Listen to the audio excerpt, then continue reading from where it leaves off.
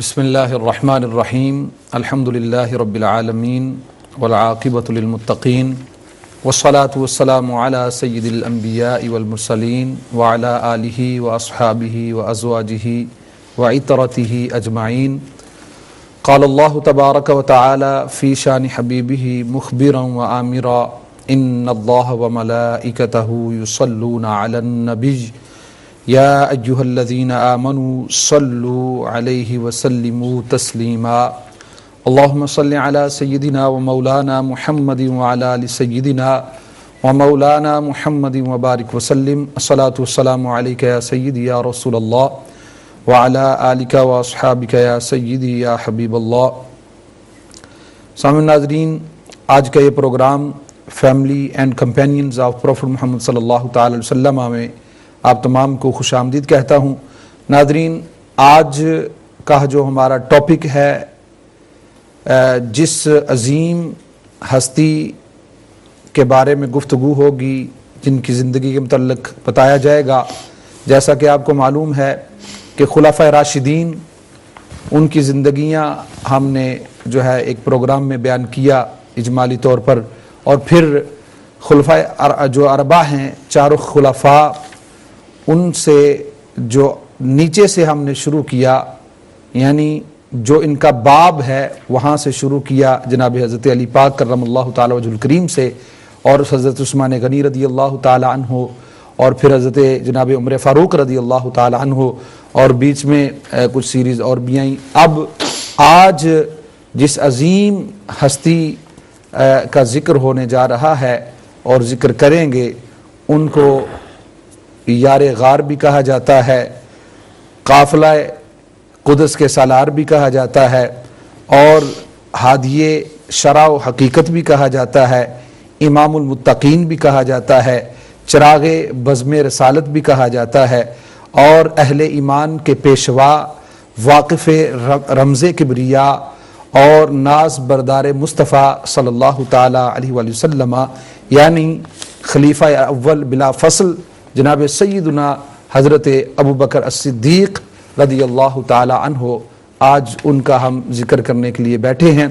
تو ناظرین، چونکہ طریقہ کار ہمارا یہی ہے کہ پروگرام کا آغاز ان نفوس کی جو فضیلتیں ہیں، جو مناقب ہیں، جو شان ہے، جو مقام ہے، وہاں سے سٹارٹ کرتے ہیں، اور ہماری کوشش یہ ہوتی ہے کہ جتنی بھی بزرگ اہل بیت اطہار کے ہوں، وہ صحابہ کرام رضوان اللہ تعالی علیہم اجمعین ہوں، تو ان کی وہ نمایاں خصوصیات بیان کی جائیں جو انہوں نے اسلام کے لیے کیا، اور ان کی تعلیمات کو عام کیا جائے۔ آج اس حوالے سے اس پر گفتگو کرنے کے لیے ہمارے اسٹوڈیو میں موجود ہمارے انتہائی معزز محترم جو مہمان ہیں، آج کی ہماری اس بزم کے اس امہ چینل کی سکرین پر جو آپ دیکھیں گے، ہمارے پہلے مہمان ہیں حضرت علامہ مولانا شیخ الحدیث پروفیسر پیر سید ریاض حسین شاہ صاحب۔ تو سب سے پہلے میں شاہ صاحب آپ کو اپنے اس پروگرام میں خوش آمدید کہتا ہوں۔ السلام علیکم ورحمۃ اللہ وبرکاتہ۔ وعلیکم السلام ورحمۃ اللہ وبرکاتہ۔ اور آج کے ہمارے اس پروگرام کے اس بزم کے جو دوسرے مہمان ہیں، جناب علمی دنیا میں ایک بہت بڑا نام رکھتے ہیں، میری مراد حضرت علامہ مولانا استاذ العلماء مفتی نظام الدین صاحب مصباحی، وہ ہمارے ساتھ موجود ہیں۔ ہم ان کو بھی اپنے پروگرام میں خوش آمدید کہتے ہیں۔ السلام علیکم ورحمۃ اللہ وبرکاتہ۔ تو ناظرین، آپ دیکھ رہے ہیں اس اسکرین پر، اب انشاءاللہ تعالی یہ گفتگو کا سلسلہ شروع ہوگا، اور ان کے منہ سے ہم ان کی بات سنیں گے جن کی بات سننا محبوب خدا صلی اللہ علیہ وسلم پسند کرتے ہیں، خود خالق کائنات جل وعلا بھی، اور ان کا تذکرہ جو ہے وہ سننا پسند فرماتا ہے اپنی شان کے مطابق۔ تو سب سے پہلے میں شاہ صاحب قبلہ کی جو ہے وہ بارگاہ میں عرض کرتا ہوں کہ شاہ صاحب، جناب حضرت سیدنا حضرت ابوبکر الصدیق رضی اللہ تعالی عنہ، آپ کے مناقب جو ہیں قرآن مجید فرقان حمید میں یا مصطفیٰ کریم صلی اللہ علیہ وسلم کی زبان سے، وہ ناظرین کے جو ہے وہ گوش گزار فرمائیں۔ الحمدللہ وکفا वसलाम अला इबादिहिल्लज़ीना इस्तफ़ा खुसूसन अला अफ़ज़लिल अंबिया'i मुहम्मदिनिल मुस्तफ़ा अल्लज़ी काना नबिय्यन व आदमु बैन अत्तीन वल मा व अला आलिहि व सहबिहि उलिस सिद्क़ि वस्सफ़ा अम्मा बाद। मैं सबसे पहले परवरदाए आगोश विलायत हज़रत साहिबज़ादा पीर सैयद ग़ुलाम दस्तगीर गिलानी शाह साहिब आपका शुक्रगुज़ार हूँ, उम्मा चैनल की सारी टीम का शुक्रगुज़ार हूँ और बिलखुसूस उम्मा चैनल के चेयरमैन आरिफ भाई का शुक्रगुज़ार हूँ जिन्होंने आज की इस बाबरकत महफ़िल में हाज़िरी का ये मौका फ़राहम किया है। और मेरी ये खुशनसीबी है कि आप जैसी इल्मी शख्सियत के साथ साथ एक और बहुत बड़ी इल्मी शख्सियत हज़रत अल्लामा निज़ामुद्दीन मिसबाही साहब भी इस वक्त हमारे साथ तशरीफ़ फरमा है। हम आपकी इस मौजूदगी से इस्तिफ़ादा करेंगे, आपके मलफूज़ात आलिया को भी सुनेंगे। मैं अपने आप को इस एतबार से खुशनसीब समझता हूँ कि दो इल्मी शख्सियात के दरमियान मुझ जैसे तालिब इल्म को बैठकर चंद बातें करने का ये मौका नसीब हो रहा है।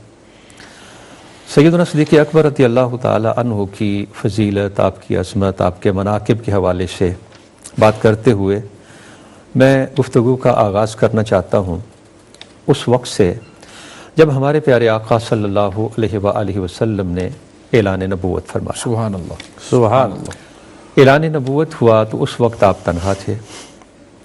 ज़ाहिर है सबसे पहले आका अलैहिस्सलातु वस्सलाम ने उम्मुल मोमिनीन सैयदा खदीजतुल कुबरा रज़ियल्लाहु ताला अन्हा से ये बात शेयर फरमाई और हज़रत अबू बकर सिद्दीक़ रज़ियल्लाहु ताला अन्हु चूँकि बचपन के साथी हैं आका अलैहिस्सलातु वस्सलाम के, आपके साथ बात हुई तो कौन सबसे पहले इस्लाम लाया, इसमें मुख्तलिफ़ रिवायात हमें मिलती हैं। तो उन सारी रिवायात में हम तत्वीक़ यूँ दे सकते हैं कि औरतों में सबसे पहले सैयदा खदीजतुल कुबरा रज़ियल्लाहु ताला अन्हा, मर्दों में सैयदना सिद्दीक़ अकबर रज़ियल्लाहु ताला अन्हु, बच्चों में हज़रत अली मौला मुश्किल कुशा शेर खुदा और ग़ुलामों में हज़रत ज़ैद बिन हारिसा, इन्हें इस्लाम कबूल करने की सआदत हासिल हुई। नबी अलैहिस्सलातु वस्सलाम 3 साल तक खुफिया तबलीग फरमाई, फिर इसके बाद एलानिया तबलीग का सिलसिला शुरू हुआ। इस अरसे में हम देखते हैं कि सैयदना सिद्दीक़ अकबर रज़ियल्लाहु ताला अन्हु जब आका अलैहिस्सलातु वस्सलाम उनके सामने इस बात का इजहार फरमाते हैं कि मुझ पर वही का नुज़ूल हुआ है तो बग़ैर किसी पसोपेश के, बग़ैर मामूली सी हिचकिचाहट के इधर आका अलैहिस्सलातु वस्सलाम की ज़बान पाक से वही के नुज़ूल की बात निकलती है और उधर हज़रत अबू बकर सिद्दीक़ रज़ियल्लाहु ताला अन्हु अशहदु अल्ला इलाहा इल्लल्लाह व अशहदु अन्ना मुहम्मदर रसूलुल्लाह पढ़ के इस्लाम कबूल कर लेते हैं। सुभान अल्लाह। आप चूँकि मक्का मुकरमा में एक बड़ी मुअज़्ज़ज़ शख्सियत समझे जाते थे तो आप नबी करीम सल्लल्लाहु अलैहि वसल्लम का तारुफ अपने हल्का अहबाब में करवाते और इस्लामी तारीख़ के बहुत बड़े नाम जिनमें हज़रत अबू उबैदा बिन अल जर्राह का नाम आता है, उस्मान बिन अफ़्फ़ान का नाम आता है, साद बिन अबी वक़ास का नाम आता है, जो बड़े बड़े नाम हैं, ये वो शख्सियात हैं जो हज़रत अबू बकर सिद्दीक़ रज़ियल्लाहु ताला अन्हु की तबलीग से जिन्होंने इस्लाम कबूल किया। फिर सैयदना सिद्दीक़ अकबर रज़ियल्लाहु ताला अन्हु अपना सरमाया खर्च करते हैं उन निहत्ते कमज़ोर और गरीब लोगों पर जिन्हें सिर्फ इस्लाम कबूल कर लेने की वजह से मुख्तलिफ सजाएं दी जाती थी। और आपके वालिद जब आपसे कहते हैं कि अगर तुम गुलाम खरीद के आज़ाद ही करना चाहते हो, उस दौर का रिवाज ये था कि जो आज़ाद करदा गुलाम होते थे वो आज़ाद करने वाले के दस्तो बाजू होते थे।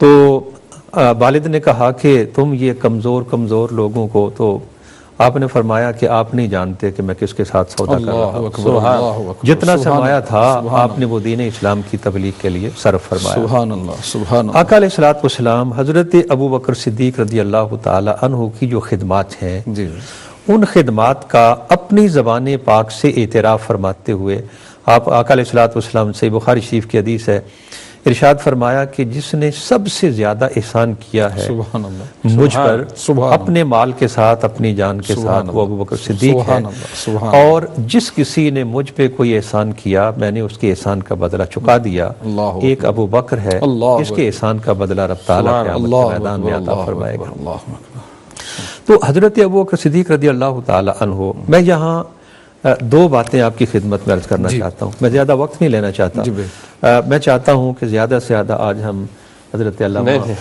مفتی صاحب کی بات کو سنیں، آپ بہت بڑی علمی شخصیت ہیں، اللہ پاک ان کے علم و عمل میں اور زیادہ برکتیں عطا فرمائے۔ پہلی بات جو میں آپ کی خدمت میں عرض کرنا چاہتا ہوں وہ یہ کہ آقا علیہ الصلوۃ والسلام نے جب اعلان نبوت فرمایا تو آپ تنہا ہیں، بالکل 23 سال کے مختصر سے عرصے میں دنیا کا عظیم ترین انقلاب آقا علیہ الصلوۃ والسلام نے برپا کیا ہے۔ سبحان اللہ بے شک بے شک یہ انقلاب کیسے آیا؟ سبحان اللہ معجزات کی طاقت بھی آقا علیہ الصلوۃ والسلام کے پاس بہت ساری ہے، سبحان اللہ بے شک بے شک، بلکہ ہماری جو قرآن مجید کی آیات کو پیش نظر رکھتے ہوئے علماء کرام نے جو کچھ کنکلوڈ کیا ہے وہ یہ کہ پہلے انبیاء کرام تو معجزات لے کے آتے رہے، مگر ہمارے آقا صلی اللہ علیہ وسلم سر سے لے کے پاؤں تک معجزہ بن کے تشریف لائے، سبحان اللہ مگر اس انقلاب میں آقا علیہ الصلوۃ والسلام نے اپنے معجزات کی طاقت کو کم سے کم استعمال کیا ہے، اللہ یعنی چند مواقع ہیں، مثلا جنگ بدر کے موقع پر، جنگ حنین کے موقع پر جب بڑی کریٹیکل سچویشن پیدا ہوتی ہے تو اس وقت آقا علیہ الصلوۃ والسلام اپنی اس روحانی قوت کا سہارا لیتے ہیں۔ سبحان اللہ اور یہ جو اسٹریٹجی آقا علیہ الصلوۃ والسلام نے اختیار فرمائی اس کی اصل وجہ یہ تھی کہ اگر آقا علیہ الصلوۃ والسلام اپنے معجزات کے زور سے یہ انقلاب برپا کر لیتے تو آنے والی نسلوں کے لیے کوئی اسوہ نہ بنتا۔ اللہ کیا بات، دین اسلام نے قیامت تک رہنا ہے، بہت خوب، امت مسلمہ کے کندھوں پر دین اسلام کی سربلندی کی ذمہ داری قیامت تک ہے، تو آقا علیہ الصلوۃ والسلام نے عملی مثال جو پیش فرمائی وہ یہ تھی کہ اپنے صحابہ کرام کی ایک جماعت تیار کی، ان کی ذہن سازی کی، اور ان لوگوں نے اپنی جانیں قربان کی، اپنے مال قربان کیے، اپنی اولادیں قربان کی، اور صحابہ کرام رضوان اللہ علیہ مجمعین کی ان قربانیوں کے نتیجے میں وہ دن آیا جب نبی کریم صلی اللہ علیہ وسلم فاتح کی حیثیت سے مکہ مکرمہ میں داخل ہوئے۔ سبحان اللہ جہاں ایک بڑا بنیادی سا سوال یہ اٹھتا ہے کہ یہ لوگ جنہوں نے اس وقت ساتھ دیا نبی کریم صلی اللہ علیہ وسلم کا، جب اسلام قبول کرنا اپنی جان ہتھیلی پر رکھنے کے مترادف تھا، ماریں کھائیں، ساری قربانیاں پیش کی، ان لوگوں کو اللہ پاک کی جناب سے صلہ کیا ملا؟ اللہ پاک نے کیسے اپریشیٹ کیا ان لوگوں کی جو قربانیاں ہیں، ان لوگ قربانیوں کو؟ قرآن مجید کے صرف 2 مقامات میں آپ کی خدمت میں پیش کرنا چاہتا ہوں۔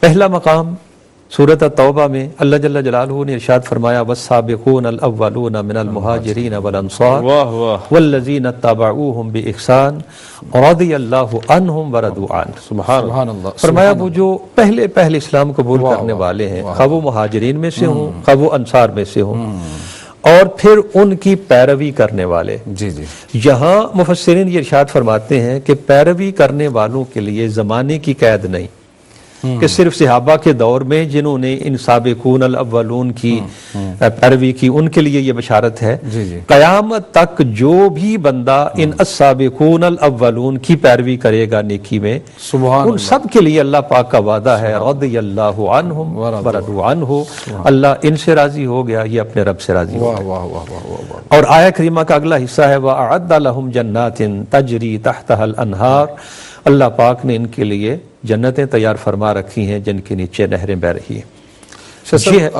آپ کی گفتگو میں جو ہے نا میں اپنی طرف سے کچھ ایڈ کرنا چاہتا ہوں۔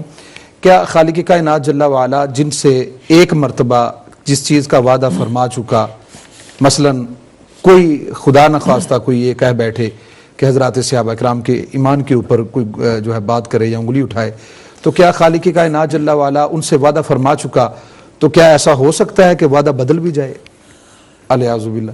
اس کے بارے میں بات کرنے سے پہلے جی میں ایک اور پوائنٹ آپ کی خدمت میں قرآن مجید کا ایک اور مقام پیش کر کے پھر میں یہ فیصلہ سننے والوں پہ چھوڑتا ہوں کہ وہ اس بات کا فیصلہ کر لیں کہ کیا یہ ممکن ہے کہ وہ لوگ جن کے ساتھ رب تعالیٰ نے یہ وعدے کیے ان لوگوں کو اس دنیا سے ایمان لے جانا بھی نصیب نہ ہوا ہو۔ اللہ دوسرا مقام سورت فتح کا ہے، صحیح، صلح حدیبیہ کا موقع ہے، فتح مکہ سے پہلے 6 ہجری کی بات ہے۔ آقا علیہ الصلوۃ والسلام تشریف لے جاتے ہیں عمرہ کرنے کے لیے، کفار مکہ میں داخل ہونے کی اجازت نہیں دیتے، دونوں طرف سے سفارش چلتی ہے، اور اس موقع پر نبی کریم صلی اللہ علیہ وسلم حضرت عثمان رضی اللہ تعالی عنہ کو اپنا سفیر بنا کے مکہ مکرمہ میں بھیجتے ہیں۔ تو افواہ یہ اٹھتی ہے کہ حضرت عثمان کو شہید کر دیا گیا۔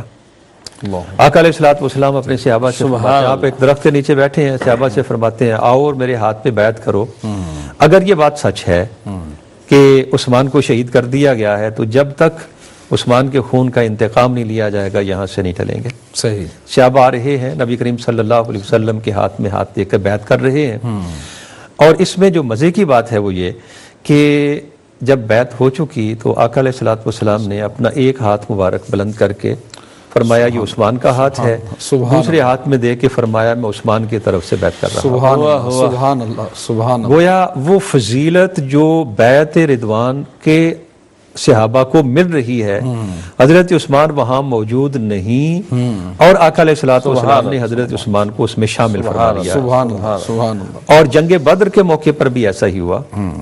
سیدنا عثمان غنی رضی اللہ تعالی عنہ کی زوجہ مطہرہ جو ہمارے آقا صلی اللہ علیہ وسلم کی صاحبزادی ہیں وہ بیمار تھیں، آقا علیہ الصلوۃ والسلام نے حضرت عثمان کو پیچھے چھوڑا ان کی تیمارداری کے لیے۔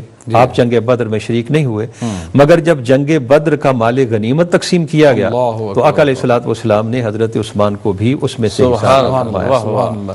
اچھا، اب جو بات عرض کرنا چاہتا ہوں، یہ جو بیعت ہو رہی تھی، لوگ ہاتھ میں ہاتھ دے کر بیعت کر رہے تھے، اللہ پاک نے قرآن مجید میں ارشاد فرمایا لَقَدْ رَضِيَ اللَّهُ عَنِ الْمُؤْمِنِينَ إِذْ يُبَايِعُونَكَ تَحْتَ الشَّجَرَةِ۔ سبحان اللہ، درخت کے نیچے جب یہ لوگ تمہارے ہاتھ میں ہاتھ دے کر بیعت کر رہے تھے، اللہ پاک ان سے راضی ہو چکا۔ سبحان اللہ، اور آیہ کریمہ کا اگلا حصہ جب آپ پڑھیں گے نا، فَعَلِمَ مَا فِي قُلُوبِهِمْ، اللہ پاک نے خوب جان لیا کہ ان لوگوں کے دلوں میں کیا ہے۔ واہ واہ واہ واہ، کیا رب نے اپنے علم سے جان کر کے ان لوگوں کے دلوں میں کیا ہے ان کو اپنی رضا کا سرٹیفکیٹ عطا کر دیا۔ کیا بات، اب اگر کوئی بد نصیب یہ کہے کہ وہ لوگ جن کے دلوں کی کیفیت کو جان کر رب تعالیٰ نے اپنی رضا کا سرٹیفکیٹ دے دیا، اس میں حضرت ابو بکر بھی ہیں، اس میں حضرت عمر بھی ہیں، اس میں حضرت عثمان کو بھی نبی کریم صلی اللہ علیہ وسلم نے شامل فرما لیا ہے، اس میں مولا کائنات بھی ہیں، اس میں دیگر صحابہ بھی ہیں۔ جی جی، تو ہر وہ بندہ جو اپنا ہاتھ نبی کریم صلی اللہ علیہ وسلم کے ہاتھ میں دے کر بیعت کر رہا ہے، اس کے بارے میں رب تعالیٰ یہ اعلان فرما رہا ہے اللہ نے خوب جان لیا ان لوگوں کے دلوں میں کیا ہے، اپنی رضا کا سرٹیفکیٹ عطا فرما دیا۔ سبحان اللہ، تو اگر کوئی بد نصیب یہ کہنے کی کوشش کرتا ہے کہ ایسے لوگوں میں منافقت تھی معاذ اللہ، یا ایسے لوگوں کو ایمان نصیب نہیں ہوا، تو سوال یہ پیدا ہوتا ہے کہ اللہ پاک نے ان لوگوں کے دلوں میں کیا دیکھا؟ کیا معاذ اللہ اللہ پاک کا علم اتنا ہی ناقص ہے کہ لوگ اپنے دلوں میں نفاق چھپا کے بیٹھے رہے اور اللہ پاک انہیں اپنے رضا کے سرٹیفکیٹ دیتا رہا؟ اللہ اکبر، اللہ اکبر۔ تو ظاہر ہے کہ جن لوگوں کو رب تعالیٰ نے اپنی رضا کا سرٹیفکیٹ دے دیا، ایسے لوگ جن کو اللہ پاک نے رضا کا سرٹیفکیٹ دے دیا، یہ ممکن نہیں کہ اللہ پاک اپنے وعدے کی خلاف ورزی کرے، اور اس کا علم اتنا ناقص بھی نہیں کہ اسے پتہ نہ چلے اور لوگ اپنے دل میں نفاق چھپا کے بیٹھے۔ اللہ اکبر، اللہ اکبر۔ حضرت ابوبکر صدیق رضی اللہ تعالیٰ عنہ کی فضیلت کی ایک بات تو یہ جی کہ نبی کریم صلی اللہ علیہ وسلم کے ساتھ سائے کی طرح لگے رہے، سبحان اللہ، سبحان اللہ، سائے کی سفر میں، حضر میں۔ کیا بات۔ اچھا، لوگ ایک سوال کرتے ہیں، وہ کہتے ہیں جی حضرت علی کرم اللہ وجہ الکریم شیر خدا ہے، اس میں کوئی شک نہیں، آپ کی شجاعت بے مثال ہے، اس میں کوئی شک نہیں، اس کا کوئی آدمی انکار نہیں کر سکتا۔ تو لوگ کہتے ہیں کہ مولا کائنات میدان جنگ میں بہادری کے جوہر دکھاتے ہیں، مگر حضرت ابو بکر اور عمر ان کے بارے میں ہمیں کچھ اس طرح کی روایات نہیں ملتی کہ انہوں نے فلاں کو قتل کیا، فلاں کو قتل کیا۔ تو اس کے جواب میں ایک بڑی پیاری بات جو بعض علماء کرام نے ارشاد فرمائی وہ یہ کہ نبی کریم صلی اللہ علیہ وآلہ وسلم جب میدان جنگ میں ہوتے تھے تو سب سے مشکل مقام وہ ہوتا تھا جہاں آقا علیہ الصلوۃ والسلام تشریف فرما ہوتے تھے. کفار مکہ کا تمام تر دباؤ اس بات پہ ہوتا کہ آقا علیہ الصلوۃ والسلام تک کسی طرح پہنچا جائے، اور وہ گھیرا جو آقا علیہ الصلوۃ والسلام کے گرد ہوتا تھا یہ بہادر ترین لوگوں کا ہوتا تھا، اور ہر جنگ میں حضرت ابو بکر اور عمر نبی کریم صلی اللہ علیہ وسلم کے ساتھ. سبحان اللہ، کیا بات ہے، بہت خوب شاہ صاحب، کیا بات. یعنی جو آپ نے وہ لفظ فرمایا نا اتنا جامع ہے کہ سرکار کی ذات کے ساتھ سایہ بن کر رہے. سبحان. تو یعنی سایہ جس طرح نہیں چھوڑتا ساتھ، اسی طرح جناب حضرت ابوبکر صدیق رضی اللہ تعالیٰ عنہ بھی سرکار کے ساتھ لگے رہے. اور شاہ صاحب اسی طرح حضرت جناب علی پاک کرم اللہ تعالیٰ وجہ الکریم نے بھی تو ایک موقع پر ارشاد فرمایا نا کہ جب باری آئی آقا کریم صلی اللہ علیہ وسلم کی حفاظت کرنے کی کہ سرکار کا محافظ کون بنے گا، تو سب سے پہلے جناب حضرت ابوبکر صدیق رضی اللہ تعالیٰ عنہ کھڑے ہوئے. تو آپ فرماتے ہیں کہ اس دن میں نے جان لیا کہ سب سے بہادر جو ہے وہ جناب حضرت ابوبکر صدیق رضی اللہ تعالیٰ عنہ. سبحان اللہ. پر انشاءاللہ اس پر مزید بات کریں گے. میں چاہتا ہوں کہ حضرت گفتگو جو ہے وہ سنیں، تو اس کو انشاءاللہ میں مکمل کرنے کی کوشش کروں گا. مفتی صاحب قبلہ، شاہ صاحب نے ایسی تمہید باندھی، اور میں سمجھتا ہوں کہ ایسا اپنے نظریات کے اوپر اور جناب کی آپ کی سیرت اور آپ کے ظاہر اور آپ کے باطن اور آپ کے ایمان اور آپ کی جتنی بھی کیفیات ہیں اس پر بہت جامع جو ہے نا گفتگو فرمائی. اب میں چاہتا ہوں حضرت جناب حضرت ابوبکر صدیق رضی اللہ تعالی عنہ کے وہ مناقب جو رسول اللہ صلی اللہ علیہ وسلم نے بیان فرمائے، اور محبت کا انداز سرکار کا جناب حضرت ابوبکر صدیق سے، اور جناب حضرت ابوبکر صدیق رضی اللہ تعالی عنہ سے سرکار کا محبت کا اور ان کا سرکار سے محبت کا انداز کیا تھا، اس پر ضرور گفتگو جو ہے ارشاد فرمائیں.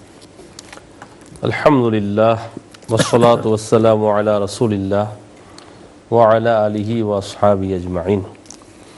حضرت علامہ سید غلام دستگیر صاحب قبلہ، سب سے پہلے آپ کا شکریہ کہ آج اتنے حسین پروگرام میں آپ نے مجھے مدعو کیا. اللہ تعالیٰ آپ کو ذائقہ عطا فرمائے. آمین.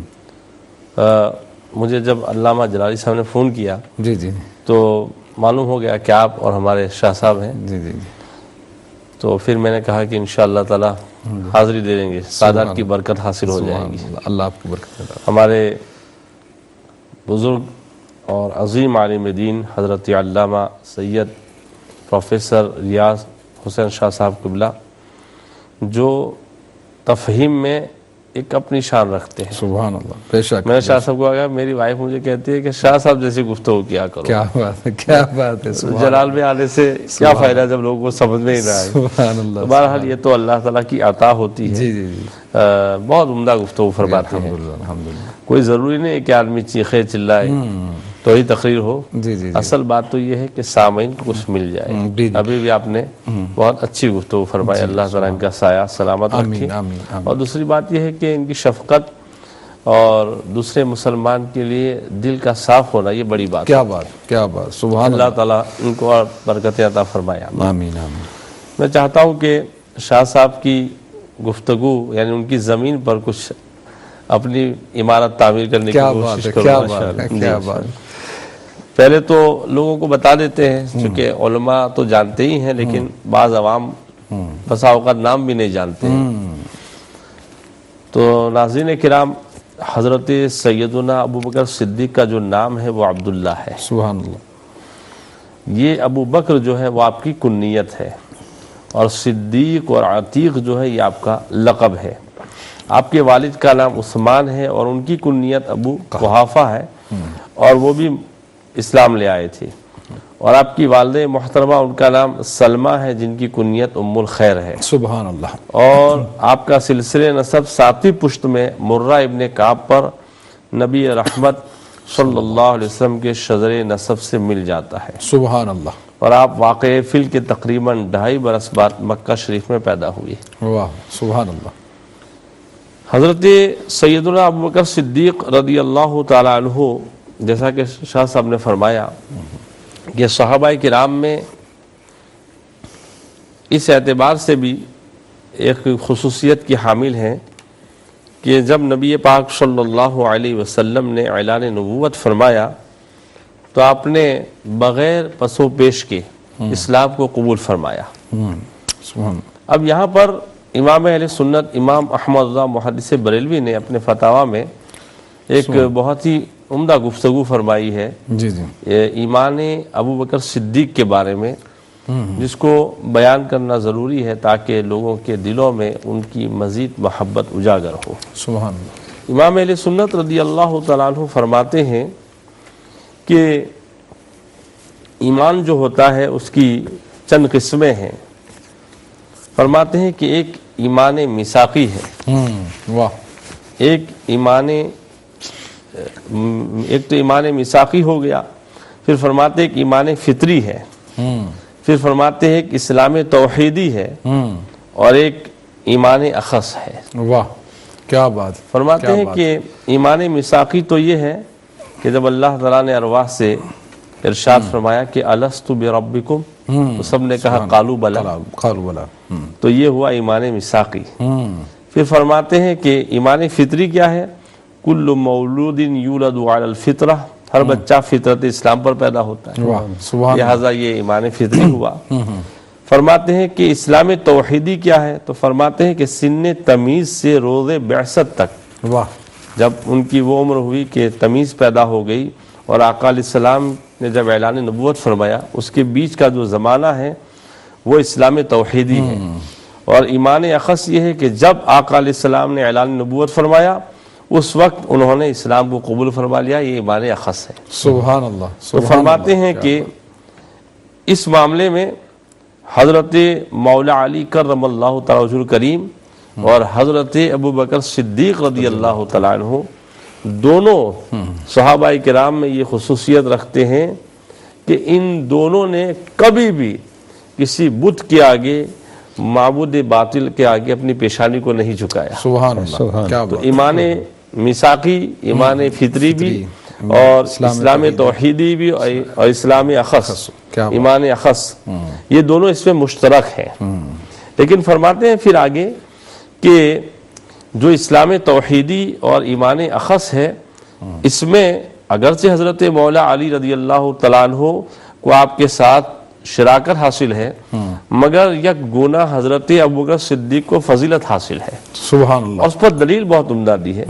دلیل وہ ارشاد فرماتے ہیں، دلیل یہ ہے کہ حضرت ابوبکر صدیق کے والد اس وقت مشرک تھے، والدہ بھی مومنہ نہیں تھی، ماحول جو تھا وہ بھی مشرکانہ تھا، بلکہ واقعہ بڑا مشہور ہے کہ آپ کے والد بتخانے میں لے گئے تھے اور کہا تھا کہ یہ تمہارے معبود ہے، اس کے آگے سر جھکاؤ۔ تو اعلی حضرت نے کہا کہ انہوں نے کہا کہ میں بھوکا ہوں، کھانا کھلا، میرے پاس کپڑے نہیں ہیں، کپڑے دو۔ جب آواز نہیں آئی تو ایک پتھر اٹھایا اور اس کو سیدھا کر دیا۔ تو والد نے دیکھا کہ یہ کیا کیا، تو اس کے بعد ان کی والدہ سے کہا کہ ہمارے بچے نے یہ بتوں کو توڑ دیا ہے۔ تو کہا تھا کہ جب یہ پیدا ہو رہے تھے اسی وقت ان کے بارے میں آواز آئی تھی کہ یہ عتیق ہے۔ واہ واہ۔ تو دیکھیے ماحول کیسا ہے، بچہ جو ہے عموماً ماحول کا اثر قبول کر لیتا ہے، قبول کرتے ہیں، مگر حضرت ابوبکر صدیق نے اس ماحول کا اثر قبول نہیں کیا۔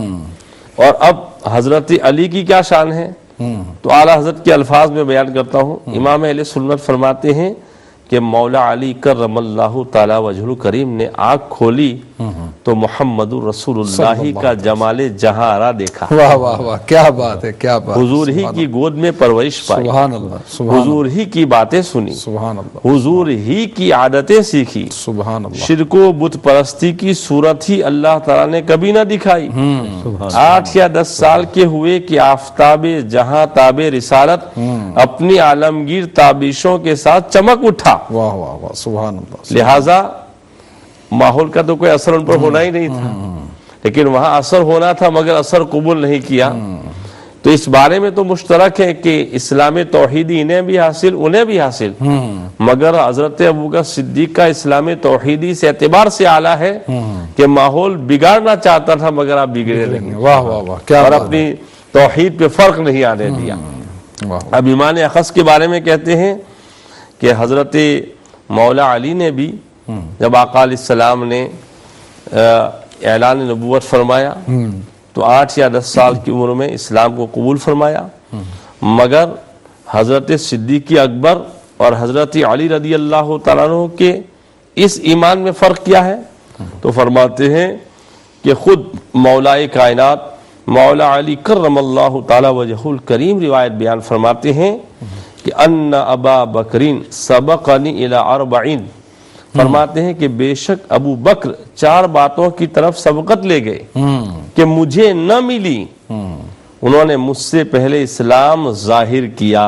سبحان اللہ، سبحان سبقنی الی افشاء اسلام، فرماتے ہیں کہ انہوں نے مجھ سے پہلے اسلام آشکارا کیا، مجھ سے پہلے ہجرت کی، نبی پاک صلی اللہ علیہ وسلم کی یار غار ہوئے اور نماز قائم کس حالت میں کہ میں ان دنوں گھروں میں تھا اور وہ اپنا اسلام ظاہر کرتے اور میں چھپاتا تھا۔ اللہ اکبر۔ تو فرماتے ہیں کہ ایمان اخص دونوں کو حاصل، مگر ایمان ابو بکر صدیق کی شان یہ ہے کہ انہوں نے چھپایا نہیں اور ظاہر فرما دیا، تو ایمان دونوں کا بہت اعلیٰ، مگر تمام صحابہ کرام میں ایمان ابو بکر کی جو شان ہے وہ کسی اور کے ایمان کو وہ شان حاصل نہیں۔ سبحان اللہ، کیا بات۔ اسی لیے کہیں پڑھا تھا کہ اگر ایمان ابو بکر کو تولا جائے اور انبیاء رسول کو چھوڑ کے تو پھر ایمان ابو بکر جو ہے سب پر ترجیح حاصل کر لے۔ واہ واہ واہ، سبحان اللہ۔ تو یہ حضرت ابو بکر صدیق رضی اللہ تعالیٰ عنہ ہے۔ پھر امام اہل سنت رضی اللہ تعالیٰ عنہ نے حضرت ابو بکر صدیق رضی اللہ تعالیٰ عنہ کی جو عظمت بیان فرمائی ہے، فرماتے ہیں کہ سورہ واللیل کے اندر حضرت ابو بکر صدیق کا تذکرہ ہے اور سورہ والضحیٰ کے اندر نبی رحمت صلی اللہ علیہ وسلم کی عظمت کو بیان کیا گیا ہے۔ چونکہ امام رازی نے اس پر کلام کیا اور امام رازی کے کلام پر آپ نے کلام فرمایا ہے، فرماتے ہیں کہ نبی پاک صلی اللہ علیہ وسلم کی جو صورت ہے یعنی جس میں آپ کے فضائل آئے ہیں وہ والضحیٰ ہے، اور حضرت ابو بکر صدیق کے بارے میں جو صورت ہے وہ واللیل ہے۔ صحیح۔ اللہ تعالیٰ نے واللیل اور والضحیٰ کے درمیان کوئی فاصلہ نہیں رکھا، واہ واہ، کیا بات ہے۔ کوئی صورت جس میں فاصل نہیں واہ ہے، واہ واہ۔ کوئی گیپ نہیں ہے۔ تو امام رازی کہتے ہیں کہ جس طریقے سے سورہ واللیل اور والضحیٰ میں فاصلہ نہیں ہے، اس طریقے سے آقا علیہ السلام اور ابو بکر صدیق میں کوئی فاصلہ نہیں ہے، واہ واہ، کیا کوئی فصل نہیں ہے۔ سبحان اللہ، پھر سبحان اللہ۔ فرماتے ہیں امام اہل سنت رضی اللہ تعالی عنہ کہ پہلے واللیل کیوں ہے اور بعد میں والضحیٰ کیوں ہے؟ حالانکہ آقا علیہ السلام کے تو غلام ہیں، تو غلام کی فضیلت پہلے بیان ہو رہی ہے اور آقا کی فضیلت والی صورت بعد میں بیان ہو رہی ہے۔ تو فرماتے ہیں کہ اس لیے کہ واللیل میں ابو بکر صدیق پر جو طعنا کیا گیا تھا اس کا جواب ہے، اور والضحیٰ میں آقا علیہ السلام پر جو طعنا کیا گیا تھا اس کا جواب ہے۔ اور غلام پر اگر طعنا کیا جائے اور اس کا جواب دیا جائے تو غلام کے طعنے کے ظلم میں آقا پر جو طعنا ہوتا ہے اس کا جواب ہو جاتا ہے، لیکن اگر آقا پر کوئی طعن کرے اور اس کا جواب دیا جائے تو وہ جواب غلام کو انکلوڈ نہیں ہوتا ہے۔ تو اللہ تعالیٰ نے یہ نہیں چاہا کہ ابو بکر صدیق پر جو طعنا کیا گیا ہے اس کا جواب مؤخر ہو جائے، لیٹ ہو جائے۔ کیا بات ہے، اس لیے اللہ تعالیٰ نے پہلے واللیل صورت کو بیان فرمایا کہ جس کے غلام کا یہ عالم ہے تو پھر ان کے آقا محمد رسول اللہ کا عالم کیا ہوگا۔ کیا بات، کیا بات۔ اور پھر جو ہمارے شاہ صاحب نے بیان فرمایا کہ بھائی یہ صحابہ ان کی شان کتنی بلند ہے جو ان کے ایمان کے بارے میں ایسی گفتگو کرتے ہیں، تو فرماتے ہیں کہ اس صورت کو واللیل کوئی اور بھی نام دیا جا سکتا تھا، صحیح۔ والضحیٰ یعنی دونوں کی ترتیب ایسی کیوں رکھی کہ ایک طرف واللیل ہے، ایک طرف والضحیٰ ہے، ایک طرف رات ہے اور ایک طرف دن ہے؟ تو امام اہل سنت فرماتے ہیں اس لیے کہ والضحیٰ دن میں روشنی ہوتی ہے، تو گویا اشارہ دیا گیا کہ ابو بکر کے لیے حضور روشنی کے مانند ہے، واہ واہ واہ، سبحان حضور نور کے مانند ہے، سبحان اللہ۔ اور نور میں ہدایت ہوتی ہے۔ ابو بکر کی ہدایت ہے آقا علیہ السلام، اور رات میں کیا ہوتا ہے؟ وَجَعَلْنَا اللَّيْلَ لِبَاسًا وَجَعَلَ لَكُمُ اللَّيْلَ وَالنَّهَارَ لِتَسْكُنُوا فِيهِ، واہ واہ واہ، فرماتے ہیں کہ رات میں سکون ہوتا ہے، سبحان اللہ، سبحان اور اللہ۔ لباس کیا ہوتا ہے؟ رازوں کو چھپانے والا ہوتا ہے. واہ واہ واہ، تو ابو بکر کو لیل سے تعبیر فرمایا. کیا بات ہے، کیا معلوم یہ ہوا کہ ابو بکر حضور کے لیے سکون ہے، واہ واہ، راحت ہے، واہ واہ واہ، ان کے محرم راز ہے، سبحان اللہ، ان کے کیا بات، رازوں کو کیا چھپانے بات والے. ہے، کیا اور پھر آخر میں تو حد فرما دی. امام علیہ سنت فرماتے ہیں کہ ابو بکر کی صدیق کی صورت کو واللیل اور آقا علیہ السلام کی والضحیٰ دن سے تعبیر فرمایا. تو آپ فرماتے ہیں کہ جب تم نظام عالم پہ غور کرو گے تو نظام عالم برقرار ہے دن اور رات سے. رات سے، واہ واہ، اگر دن نہ ہو تو بھی دنیا کا وجود جو ہے برقرار نہیں رہ سکتا، رات نہ ہو تو بھی نہیں. تو فرماتے کہ جس طریقے سے نظام عالم برقرار ہے رات و دن کی وجہ سے، اسی طریقے سے نظام دین برقرار ہے حضور کی ذات کی وجہ سے اور حضرت بکر صدیق کی وجہ سے. سبحان اللہ، سبحان اللہ، بہت خوب. ناظرین، انتہائی پیارے انداز میں جو آپ شان صدیق اکبر رضی اللہ تعالی عنہ سماعت فرما رہے تھے، اور اس میں کوئی شک کی گنجائش ہی نہیں ہے کہ جناب سیدنا صدیق اکبر رضی اللہ تعالی عنہ کی ذات ہر دور میں مانا گیا. اور میرے سامنے بہت ساری ایسی چیزیں موجود ہیں کہ حضرت حسان بن ثابت رضی اللہ تعالی عنہ سے لے کر اب تک آپ کی بارگاہ میں بے شمار جو ہے وہ منقبتیں، قصائد جو ہیں آپ کی شان میں لکھے گئے. حضرت حسان نے بھی بہت سارے لکھے جو آقا کریم صلی اللہ علیہ وسلم کی نعت پڑھتے تھے، لکھتے تھے. تو انہوں نے آپ کی منقبتیں لکھی ہیں، منقبتیں پڑھی ہیں جناب سیدنا حضرت ابو بکر صدیق رضی اللہ تعالی عنہ کی. ناظرین، ہمارے اس پروگرام میں family and companions of prophet Muhammad صلی اللہ علیہ وسلم پروگرام میں ایک بریک کا وقت ہوا چاہتا ہے. ملتے ہیں ایک بریک کے بعد، دیکھتے رہیے امہ چینل. بسم اللہ الرحمن الرحیم. السلام علیکم ورحمۃ اللہ وبرکاتہ. ناظرین، بریک سے واپسی پر آپ تمام حضرات کو خوش آمدید کہتا ہوں. ناظرین، ہمارا پروگرام جس کا ٹاپک عنوان ہے جناب حضرت سیدنا ابو بکر صدیق رضی اللہ تعالی عنہ، آپ کی ذات پر آپ کی صفات، آپ کے مناقب بیان ہو رہے ہیں. تو ناظرین، کچھ حوالوں سے آپ کو آقا کریم صلی اللہ علیہ وسلم سے مناسبت، ہم مماثلت تو شاید نہ یہ لفظ صادقہ ہے، لیکن یہ ضرور ہے کہ جو ہے آقا کریم صلی اللہ تعالی وسلم سے بہت سارے حوالوں سے آپ کو نسبتیں ہیں. اور اس حوالے سے میں چاہتا ہوں کہ شاہ صاحب قبلہ جو مناسبتیں آپ کو، جس طرح کہ نبی کریم صلی اللہ علیہ وسلم کی عمر مبارک 63 سال ہوئی، تو اسی طرح جناب حضرت ابو بکر صدیق رضی اللہ تعالی عنہ کی عمر مبارک بھی 63 سال.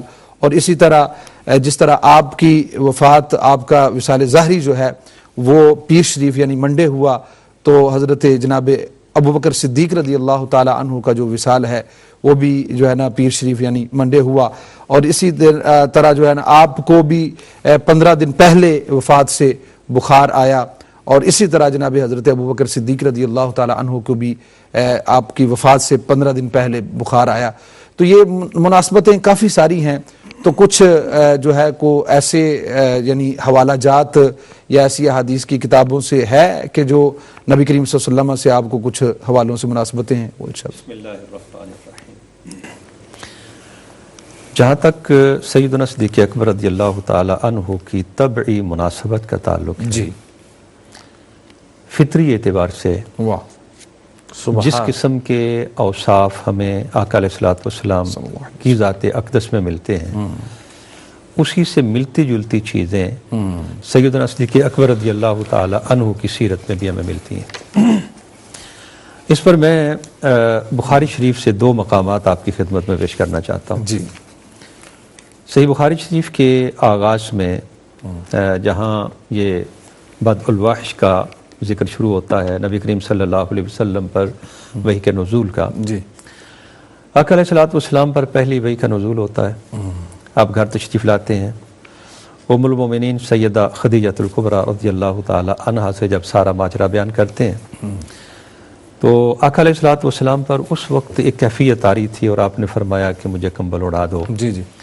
اور یہ بھی فرمایا کہ لقد خشیت ہو، یعنی مجھے ڈر لگ رہا ہے. تو اس کے بارے میں علماء کرام یہ ارشاد فرماتے ہیں کہ جب آقا علیہ السلام نے دیکھا کہ بار نبوت کی ذمہ داریاں کتنی بھاری ہیں، تو اس کی وجہ سے نبی کریم صلی اللہ علیہ وسلم پر ایک کیفیت جو تھی وہ تھی.